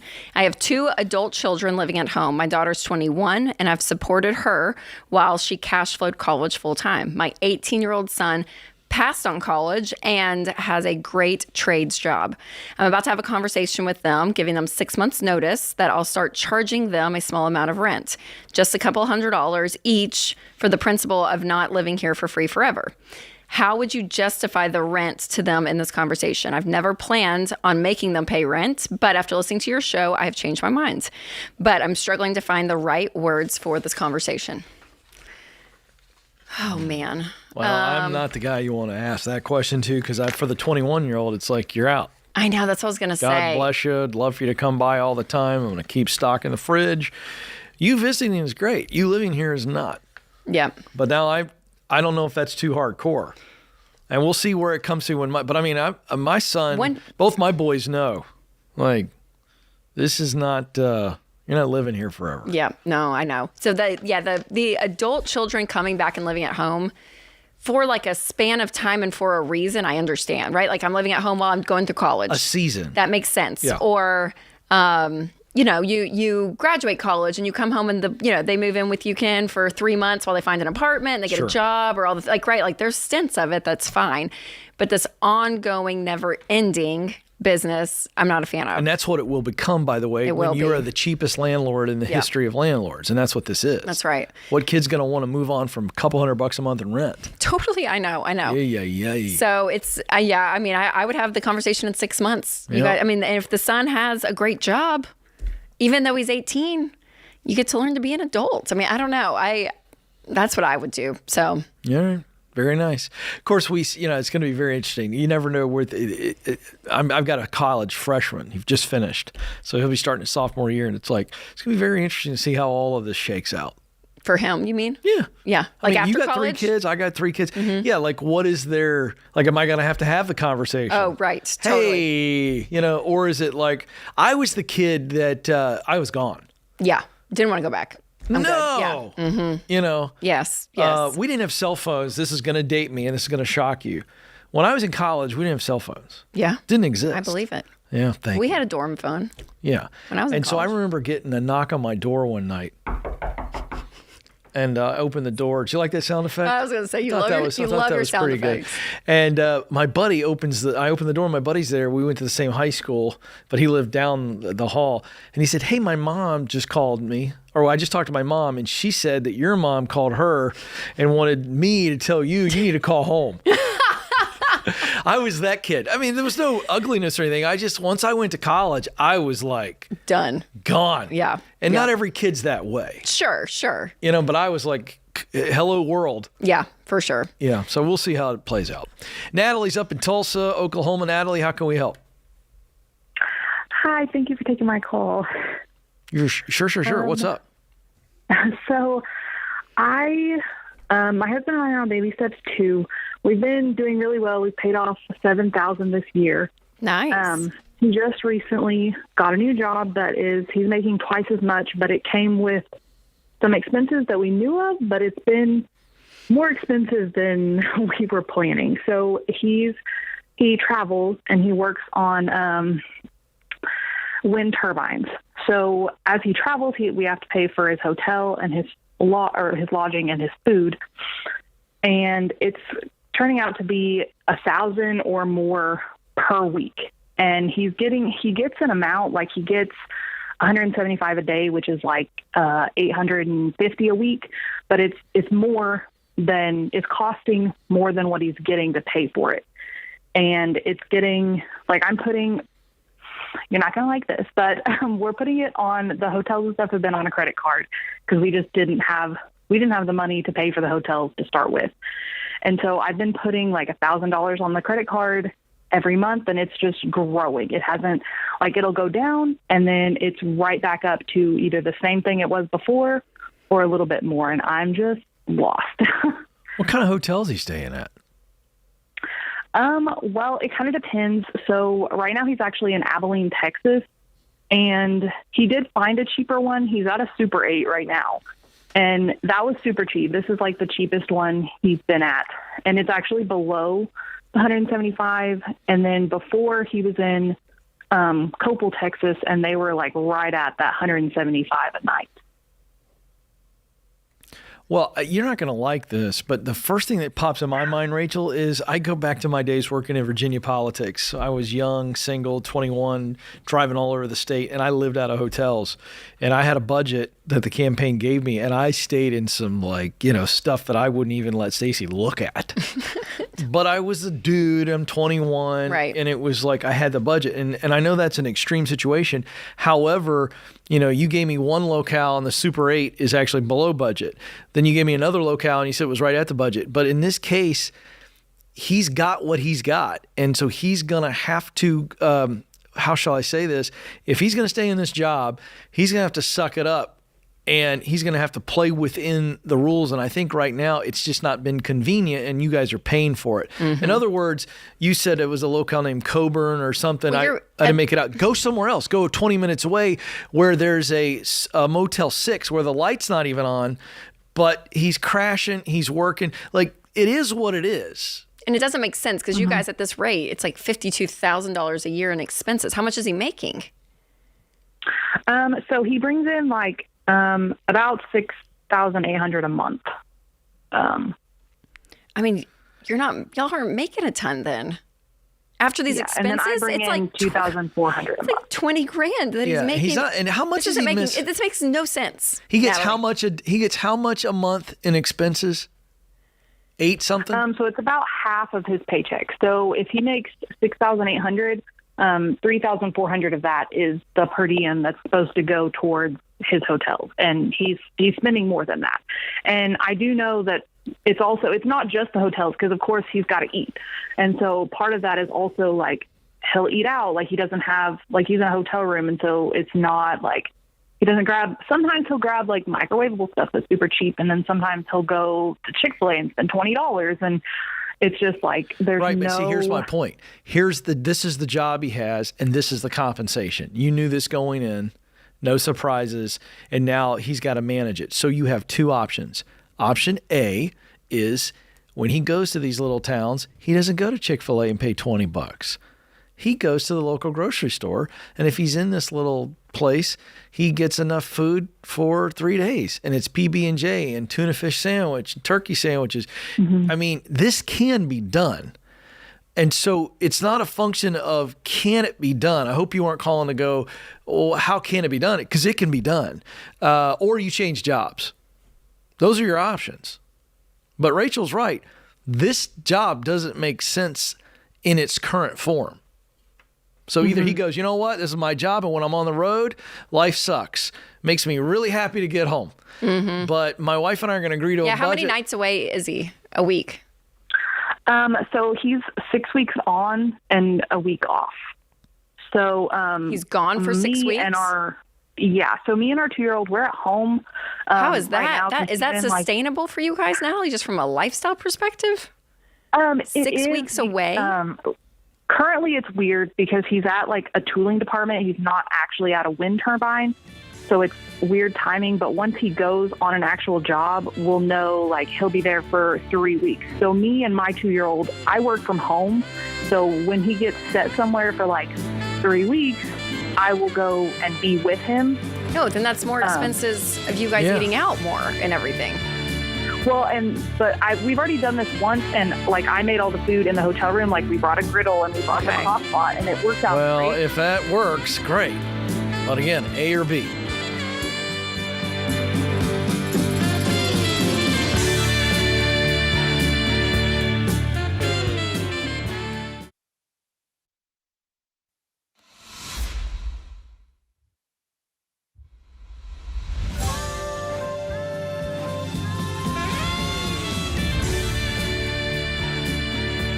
This is The Ramsey Show, where America hangs out to have a conversation about their money, their profession, and their relationships. So glad you've joined us.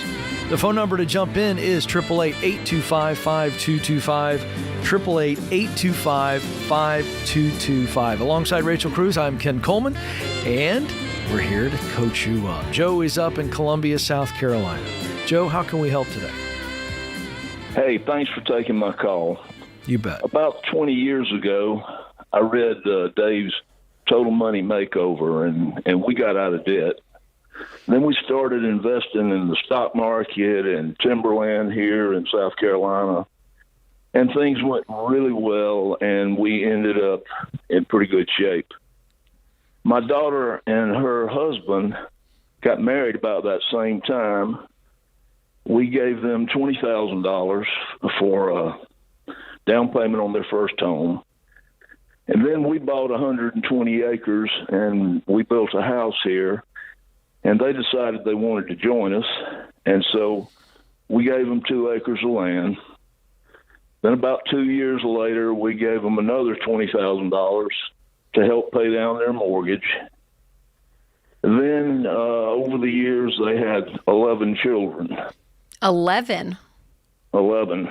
So they had an old beat-up van, and we wanted to be able to take trips. So about 3 years ago, I think we bought them a brand-new Transit 14-passenger van. Well, I'll get to the point. The oldest child, our grandson, is 19, and he just got married, and his wife is 17 and a half.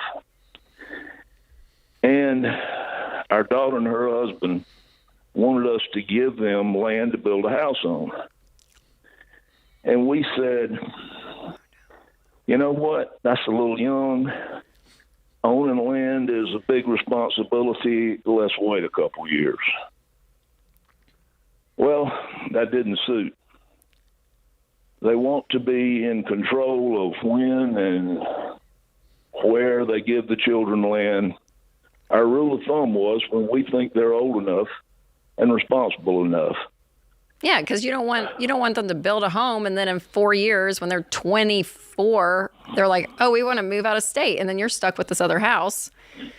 Yeah, well, they're pretty upset, and they, even as we speak, they're moving. Your daughter? Yeah, the whole family. So where are they moving to? New neighbors that we don't know right in the middle of our property, and they're moving away. They're not going far, only 11 miles, but they are moving, and they want to be in control. And we created this monster, by giving and giving and giving. No, I don't think Joe, you did. I don't think that's true. I don't think that's true. I think they could have had that exact same situation and said, Mom and Dad, you guys have been insane to us. We don't expect anything, and everything you've given us is beyond anything. And then they have their little chickens, and they deal with it. Like the expectation end and the entitlement end is not because you were generous to them. It's because their character turned sour in the midst of it. Okay, so that's not. I don't think that's your fault. Okay, Genuinely, Joe, unless they couldn't have handled it in the first place, and y'all kept giving it to them because they had expectation. But if they were, kids that were very grateful in it and didn't have any expectation, all of this would have been a blessing. It would have been great, and they would have honored you and honored your requests. So I don't know, Joe. Joe, that was a great setup. What's your question for us? I'm curious. Well, we're thinking we gave too much. We're thinking, I heard what Rachel just said, but we're thinking we gave too much, and I'm 74, and we're really wondering what to do with inheritance. How much are we talking about? How much are we talking about?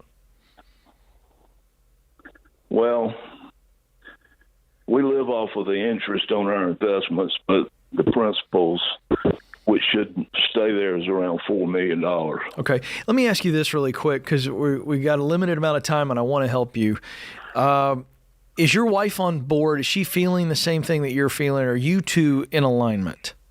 Oh, yeah. Yeah, Great. Absolutely. Great news. Okay. So I appreciate the property's in both of our names, so great. Okay. The reason I asked that is I wanted to make sure that you weren't dealing with some of that, because what you've got is your daughter is playing a little bit of poker with you. I think it's bad poker, but I think it's poker. And I think you're irritated by the fact that they're pulling up stakes, and now the land that you gave them, someone else is going to live there. And I get how that rankles you. But I do agree with you that that this particular decision has gone too far. I don't think we need to spend any more time arguing or siding with you as to whether or not it was your fault or not. I think we got to focus on where we are right now. And so what I would tell you is I was listening to you tell a story, and I was just trying not to laugh out loud, because the fact that your daughter thinks that she can tell you anything to do with your property is hilarious to me. And I think you got to hold your position here. And in this situation, if they want to move, they move. I think she's playing a little bit of poker, and I think the best thing you can do is let them go, even if it's 11 miles they're away. Already gone. Okay, good. So here's the deal. As far as your what you want to do with your retirement and your inheritance, you and your wife need to sit down, and I appreciate you calling us. That's not our call. My only answer, and I'll give it to Rachel in a second, my only answer would be you all do with that money what you feel you should do with that money. It should not be about guilt and the fact that she's your only daughter or only child, sounds like, and we got to do this. If you feel like it's going to be abused and misused, you get to decide what to do with that, but you're going to have to live with that. And you got to have to understand that once you're gone, that they're going to have to live with your decision. So you and your wife need to get on the same page together, and let's not let outside forces dictate too much. Do what you think is right. Rachel? I'm curious, Joe, do you guys have any level of relationship with her now? Or was it? Yeah. Well, okay. it's not just her. The husband is very active in the decision making. Of course. And we're still on speaking terms, and as a matter of fact, we're going to counseling to try to work this out. Oh, Great. that's good. So I'm good. so glad. I just Well, you feel like you know they got a big yeah. I mean, yeah. when they got going. a big inheritance coming, they don't. That I don't want the prospect of the money to hurt them any more than what we've already seen. Are they responsible financially, just with their daily finances? Yes. Okay. Well, to Rachel's point, I think Rachel makes a good point. Rachel's right. You didn't spoil her to the point that they're just a train wreck with their finances. It seems like it's just your generosity has become something they're very comfortable with, and so now they're acting out, sounds like. I don't think you and Mom have done a bad job at all, and I don't think you need to be worried about them squandering it, but I think you could get creative with how you do it. Yeah, and the fact that money's created a tension point too that's not great. So how do we remove that element and heal the relationship to go forward? And maybe it's a thing that like we're not going to mingle money as much anymore, right? And put the money there. So I'm so sorry, Joe. I hate that your generosity feels taken advantage of in a sense from what you told us. So I'm so sorry.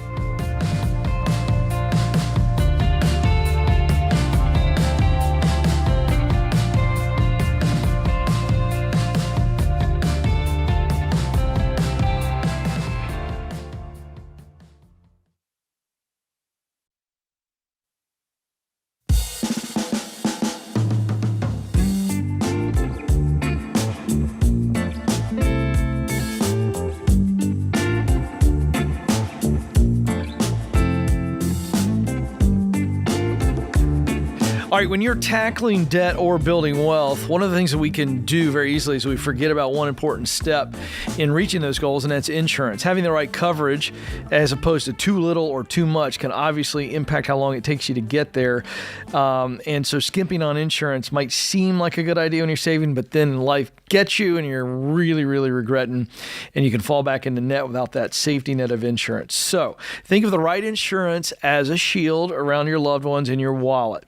So how do you know if you have the right coverage? We've got a free coverage checkup. That's what it's called. It's a free online resource, and it's going to create a personalized insurance action plan that's unique to you in your specific situation. So if this is you and you need to make sure you haven't checked your insurance, do I have too much? Do I have too little? It takes about 5 minutes.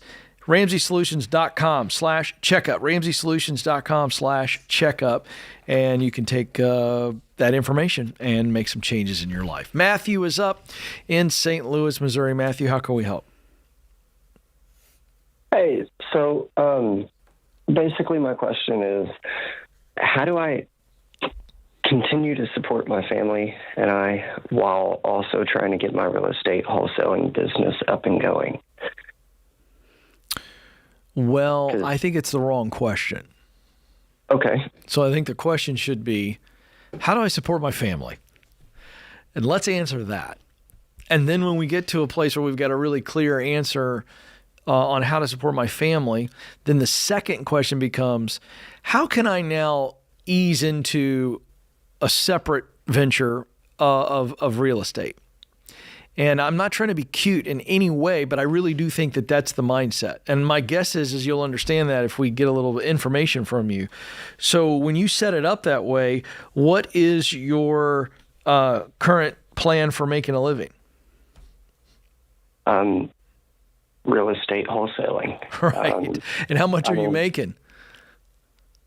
Well, we are closing on our first deal next Wednesday. It's going to be $4,250 that we received. And I mean, it was all, just paper pushing, getting a property under contract and then selling my position in that contract. Okay. So you're wholesaling. There's more money into it. Yes. Interesting. Okay. How much were you making prior to this, and what were you doing in that job? So $4,001 check is a major jump for us. I've never made that much money off of one thing in my entire life. Okay, well, you didn't answer my question. How much did you make a year in your last job, and what were you doing?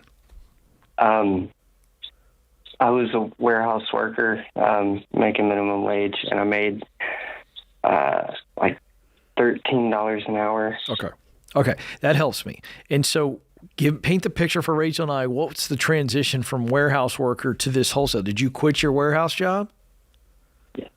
Yes. How long ago? The beginning of June. Beginning of June. Okay. And give us an idea. Do you own a home? What's your mortgage? Are you renting? And what is your rent?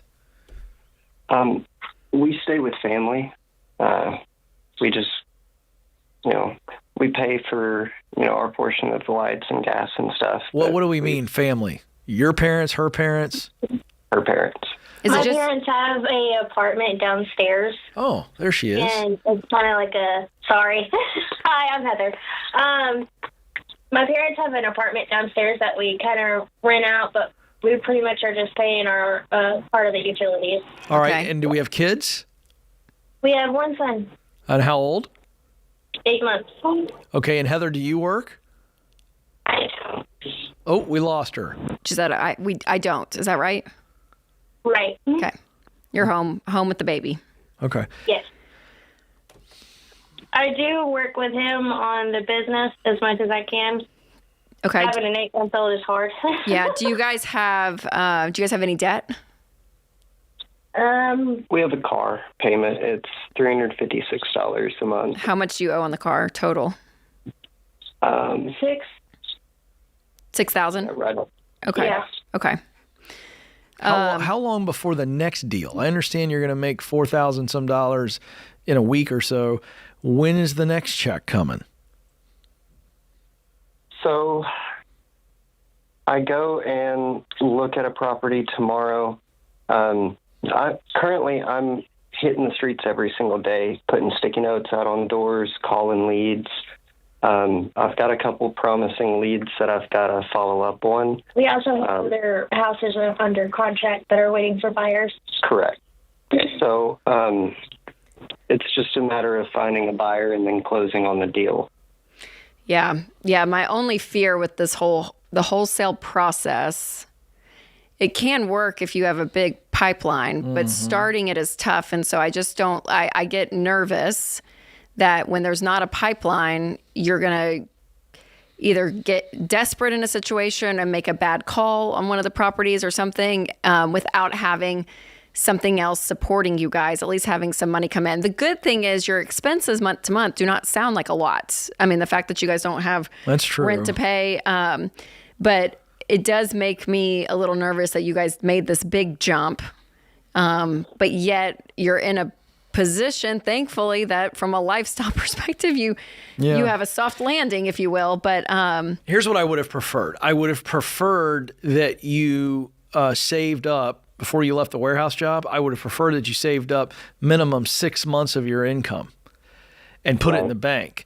I would have really liked 12 months before you go all in on a real estate thing. I've had people call in and ask this question before they want to be a real estate professional, and that to win as a real estate agent, you've got to be all in. Yeah, I'm curious, Matthew, what caused you to do the wholesale route?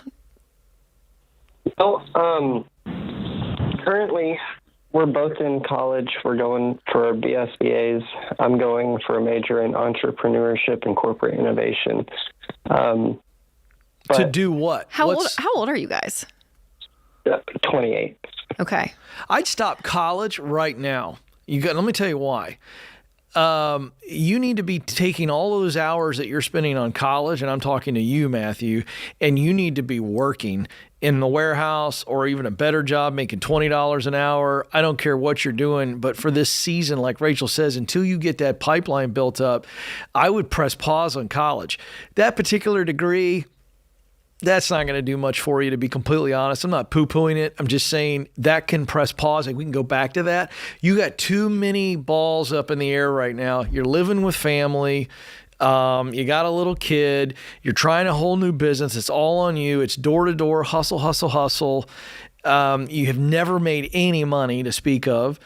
And I just think there's too much going on. So I would, if I were you and I had a wife and child, I'd want to get them out of my in-laws' house. I'd want to go live on my own, and I'd want to have a day job and then work on this dream job as you can. But you don't have time for this new business idea and college, I don't think. Am I being too harsh, Rachel? No, I don't think you're too harsh. I mean, I mean, the issue with what you're doing real estate wise is, again, you have to have a lot of contacts. Because the wholesale, it's a flip. You could go 90 to 120 days with no income, Matthew. Yeah. You understand what we're saying? That's what makes me nervous. Right. And I don't like that. The thing about the pipeline is, so the city that I live in, I'm actually 2.5 hours south of St. Louis. It's just the closest major city. But my city has a registered landlords list. I've went through the entire list. I've contacted every single person. I have a very extensive buyers list that I actually... Yeah, I mean, you could keep hustling it for sure. Right. I'd have a backup plan. But I would just have that backup plan to make sure you have some income coming in case, something dries up in the real estate market. It's kind of up and down, a little fickle. But I just like a safety net of knowing that there's a paycheck coming in, and it may not be the dream job, but at least we have that until this other venture really starts picking up. So that's what I would do.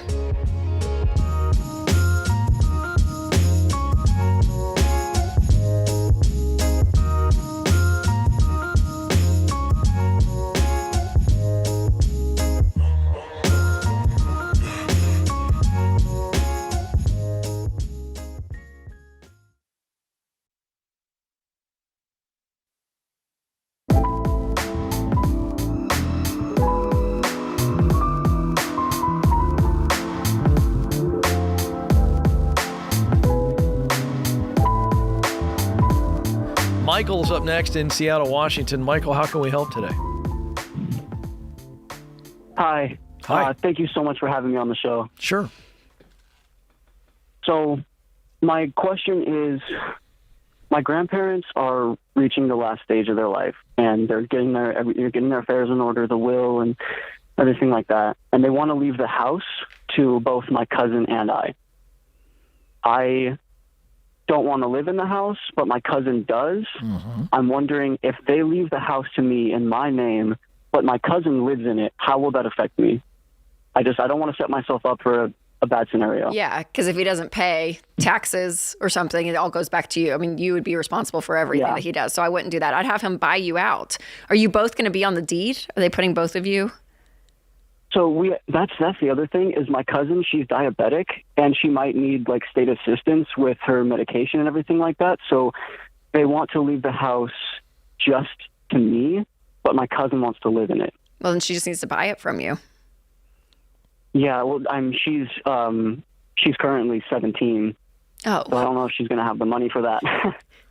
No, she won't. Well, then why don't you just take the house and sell it?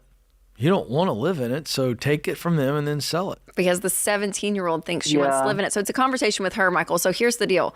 I would not base a major asset on a 17-year-old's thinking that they want to live here, because she's going to go off to college and meet, so I don't know, whatever, live her life, and she's and you have waited 4 or 5 years for her to come back to buy this house down the road. And well, here's what I'm confused about. The way you set it up, Michael, you told us that the grandparents want to leave it to both of you.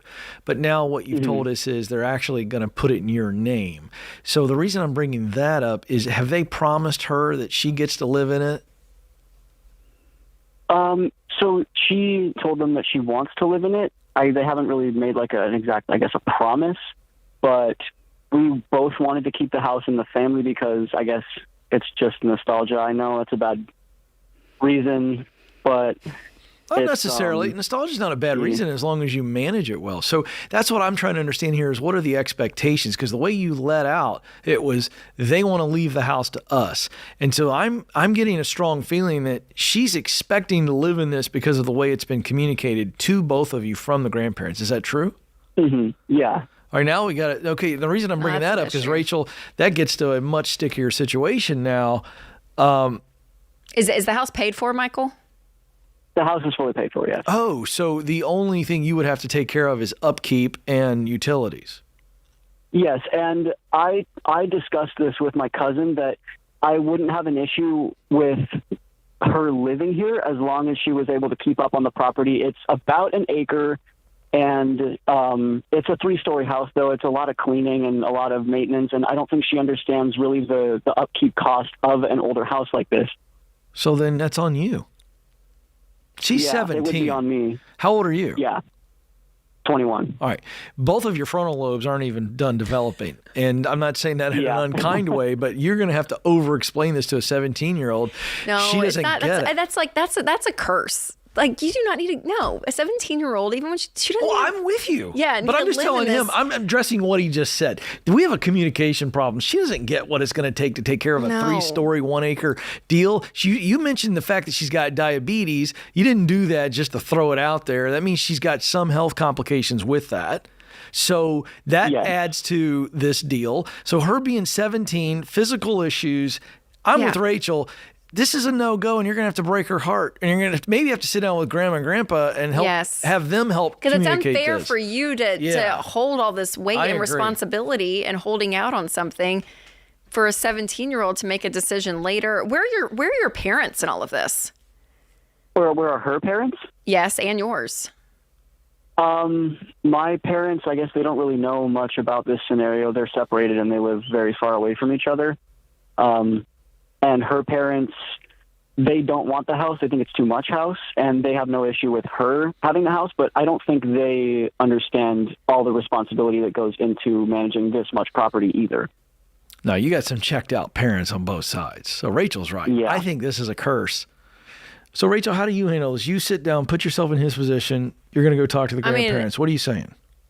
I feel like it sounds heartless, but honestly, once they pass, if they leave you this asset, Michael, and I would want to be very clear of what their expectations are for her, because if they want her to be part owner, but they're not putting her on the deed for some reason, then in good faith, you would sell the home, you would split the proceeds 50-50, and you both get a great inheritance out of it, and you go live your lives, and you go buy a house that you want to buy later in life. But if the deed is in your name, and she then is going to somehow live there, that's not good for her later because she's not building equity in anything. And then also it's a risk on your end because your name's on the deed. And if she doesn't pay taxes and upkeep, like what you're saying, then you get a demolished property, 4 years later or whatever. It just, nothing really ends up well unless, Michael, you said, my grandparents are giving me their house. I love their house. I love this house. It's where I've wanted to live and raise my kids forever and ever. And it's great. Your name's on the deed, you get the house, and everything's great. But it's this entanglement of another person who's not even of age to go buy cigarettes. You know what I mean? I'm like, she's not even 18. I love your plan. And it's unfair for her too, Michael, because life changes. And for her to feel then this responsibility of having to go back to Seattle if she goes off somewhere for school because her cousin has the grandparents who passed home and she said she was going to, I don't know, it just gets How much is the house worth? Messy. I'm actually not sure. So the house isn't actually in Seattle. It's in a small town in eastern Washington. And it's probably worth about $400,000, maybe $350,000. Okay, let's play Rachel's idea out. Okay, don't you think you could sell the vision to grandparents and to your cousin? Let's say it's worth $400,000, and Rachel's good faith idea I thought was great. $200,000 to you, $200,000 to her, and we go our separate ways. What a wonderful heritage that is for both of you young people. How does that sit with you? Well, I think deep down I know that is the right decision to make because I don't know that she'd be able to keep up with all this property. And I know that I really do love this house and I love this property and I have a lot of great memories here, but I just don't want to live in this town. I get and it. At the end of the day, like, that's great. I feel the same way about my grandparents' house. I mean, I 100%. So go take a bunch of pictures of it, do some video, make some memories, put it in a box, and sell the house, man. Yeah, I think that'd be the right choice. I do hope too, I can convince my cousin of that, but. Well, she doesn't have much say because her name's not on the deed of the home. Yeah, this is you and Mama. You want to be gentle with her for sure. Whatever their names are. Everybody's got different names. Mama and Papa. I'm struggling there. I don't know why I got off on those vowels like I did. Because also, Michael, and I not only is the upkeep and everything for her, but her being handcuffed to a property. I don't like that for her. She needs to go and live her life. It. Michael, you've told us twice in this call she can't handle it. She can't handle it. I'm not certain that she can't handle it, and I know that she'll also be older when. I mean, they're not knocking on death's door or anything. I thought you just said at the beginning of this that they're about to die. Oh, they're not like about to die. Sorry, that was quite that morbid. It wasn't quite. Rachel's burying them right now. They're vibrant. They walk 3 miles every day. No, they're. God bless them. They're fine. Whew. Here's the deal. My grandpa probably has a year and a half, and my grandma doesn't think she'll live more than 5. There's nothing's on fire then. Let some stuff play out. Time will tell as well. She may turn 18, 19, and she may fall in love. I don't know. Maybe. Time will tell. Michael, I think you're waffling here. I don't like it. You know what you should do. You got to go talk to Mama and Papa. And nothing has to be stressed right now, to your point. Like, I don't know. Yeah. God bless the grandparents. They're doing well, Rachel. I'm so sorry. These are tough. These are tough. I know. Sometimes you get in these casual moments and you kind of forget that you're like. Well, he did say, I did get the impression they might be. The way he started the call made it feel like. Yeah. Well, he did say his grandfather's got a year and a half. So, I mean, that's not a whole lot of time. That was later in the call, though, Ken. No, I know. I'm saying to your point, I'm bailing you out. Okay, thank you. I can see how you got there. You got a big heart. You love old people. Nobody questions that.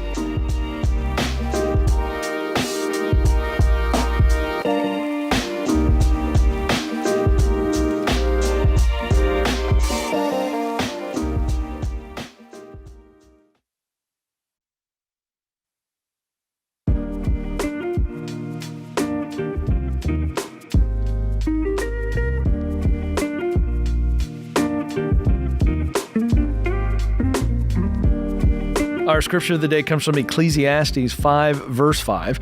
It is better that you should not vow than that you should vow and not pay. And our quote from Sam Ewing, inflation is when you pay $15 for the $10 haircut you used to get for $5 when you had hair.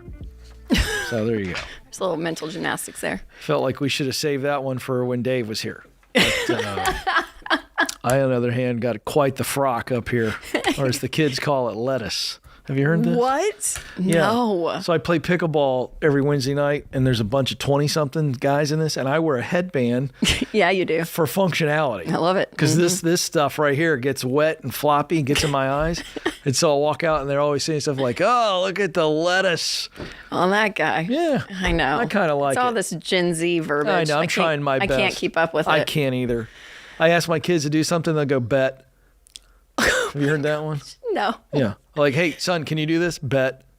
I guess that means yes. I guess that's good. I'm always guessing.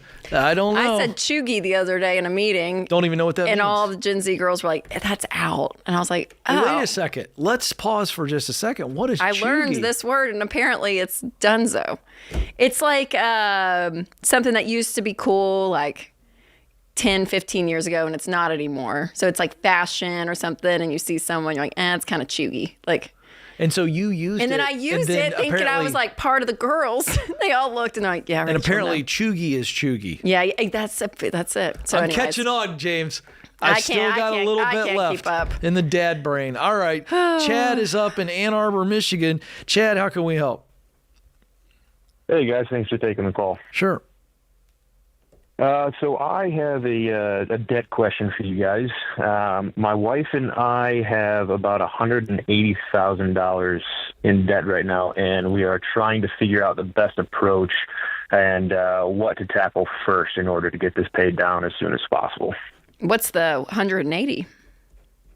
It is about 110 in student loans. Mm-hmm. My wife has a master's in OT, so about 100 is for that, and then 10 is mine from a bachelor's degree in mechanical engineering, and then there's about 55 in medical debt and personal loans that we were very fortunate for a relative to be able to pay for that rather than us having to go through a bank. A few years back, my wife was diagnosed with brain cancer, so we had gosh, Chad. Ask some, well, not ask, but we were fortunate for them to offer to pay for that, so we didn't have to go through a bank. So that's interest-free, which is very nice. Is that the 55 you're talking about? Yep, Okay. that's the 55. Okay. And then the rest of it, 14, is in a car payment. Okay. How's she doing? She's good. Remission as of almost 2 years now. Yeah, we were very fortunate. Gosh, thank God. Oh, yeah. Is she? What's she making in her job? She's an occupational therapist. She makes about $85K. Okay, and what do you make? About 125 OTE. 50 of it is bonus. Okay. Wow, that's great. Great salary, yeah. so we can do some damage here. For sure. Yeah, I mean, the way we talk about getting out of debt is just smallest debt to largest debt. And so for you guys, the car will be the first thing you'll tackle.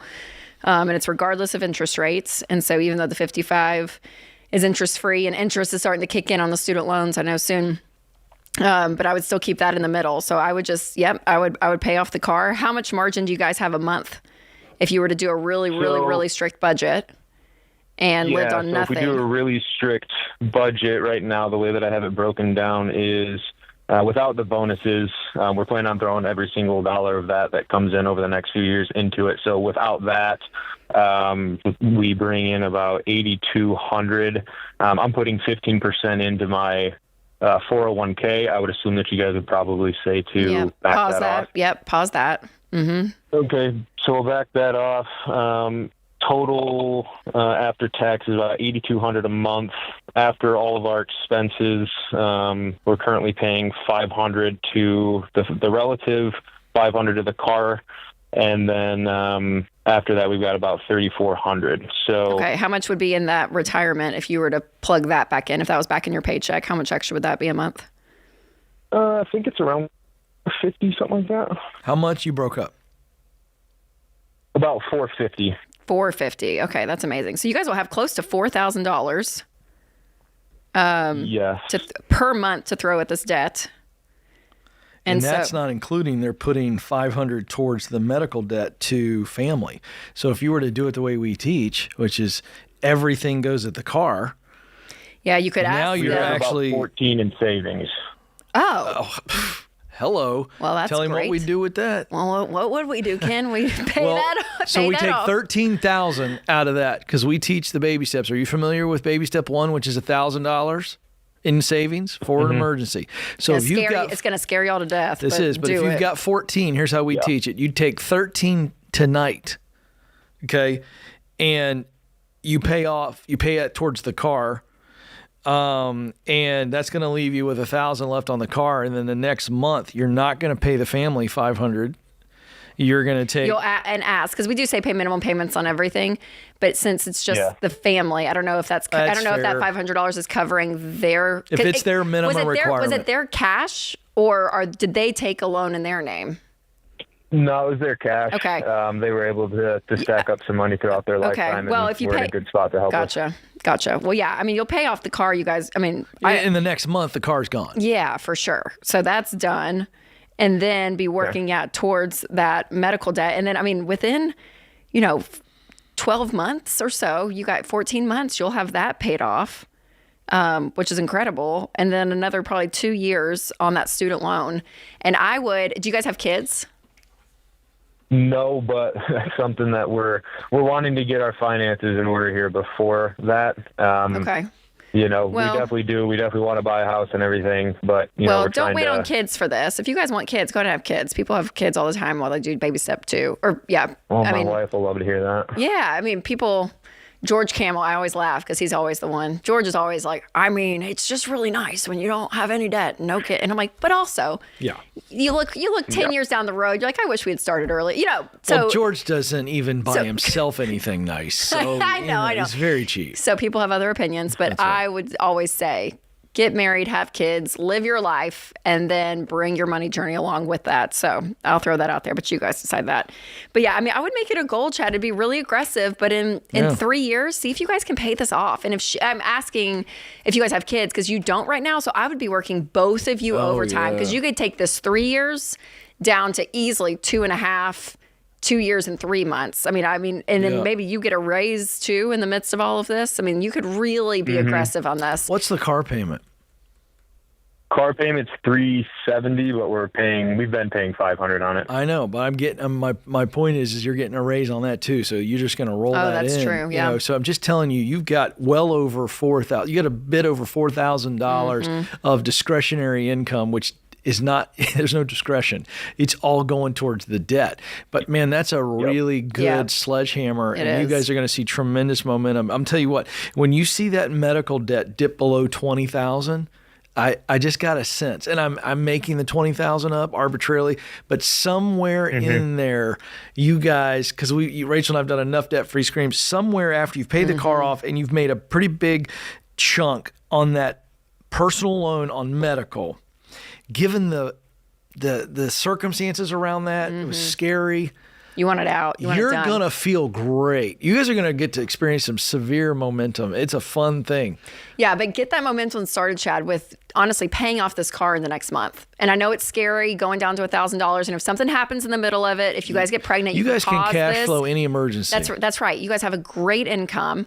And so do it, because you guys need a little spark in all of this. Like if you guys are starting this off, this is like a boom. Like the fact that you have a paid off car in the driveway next month, that's crazy. That's crazy. So I think you could move some money around. I'll bet you could pay this car off tonight, couldn't you? Definitely, yeah. I'd pay it off tonight. Surprise the wife. Don't surprise her. No, say, babe, I paid the car off. No, tell her. Let's pay the car off. That's a fun together. surprise. She may kill him. I don't know. Well, car's paid off. But do it, Chad. Do it. Awesome. Thank you, guys.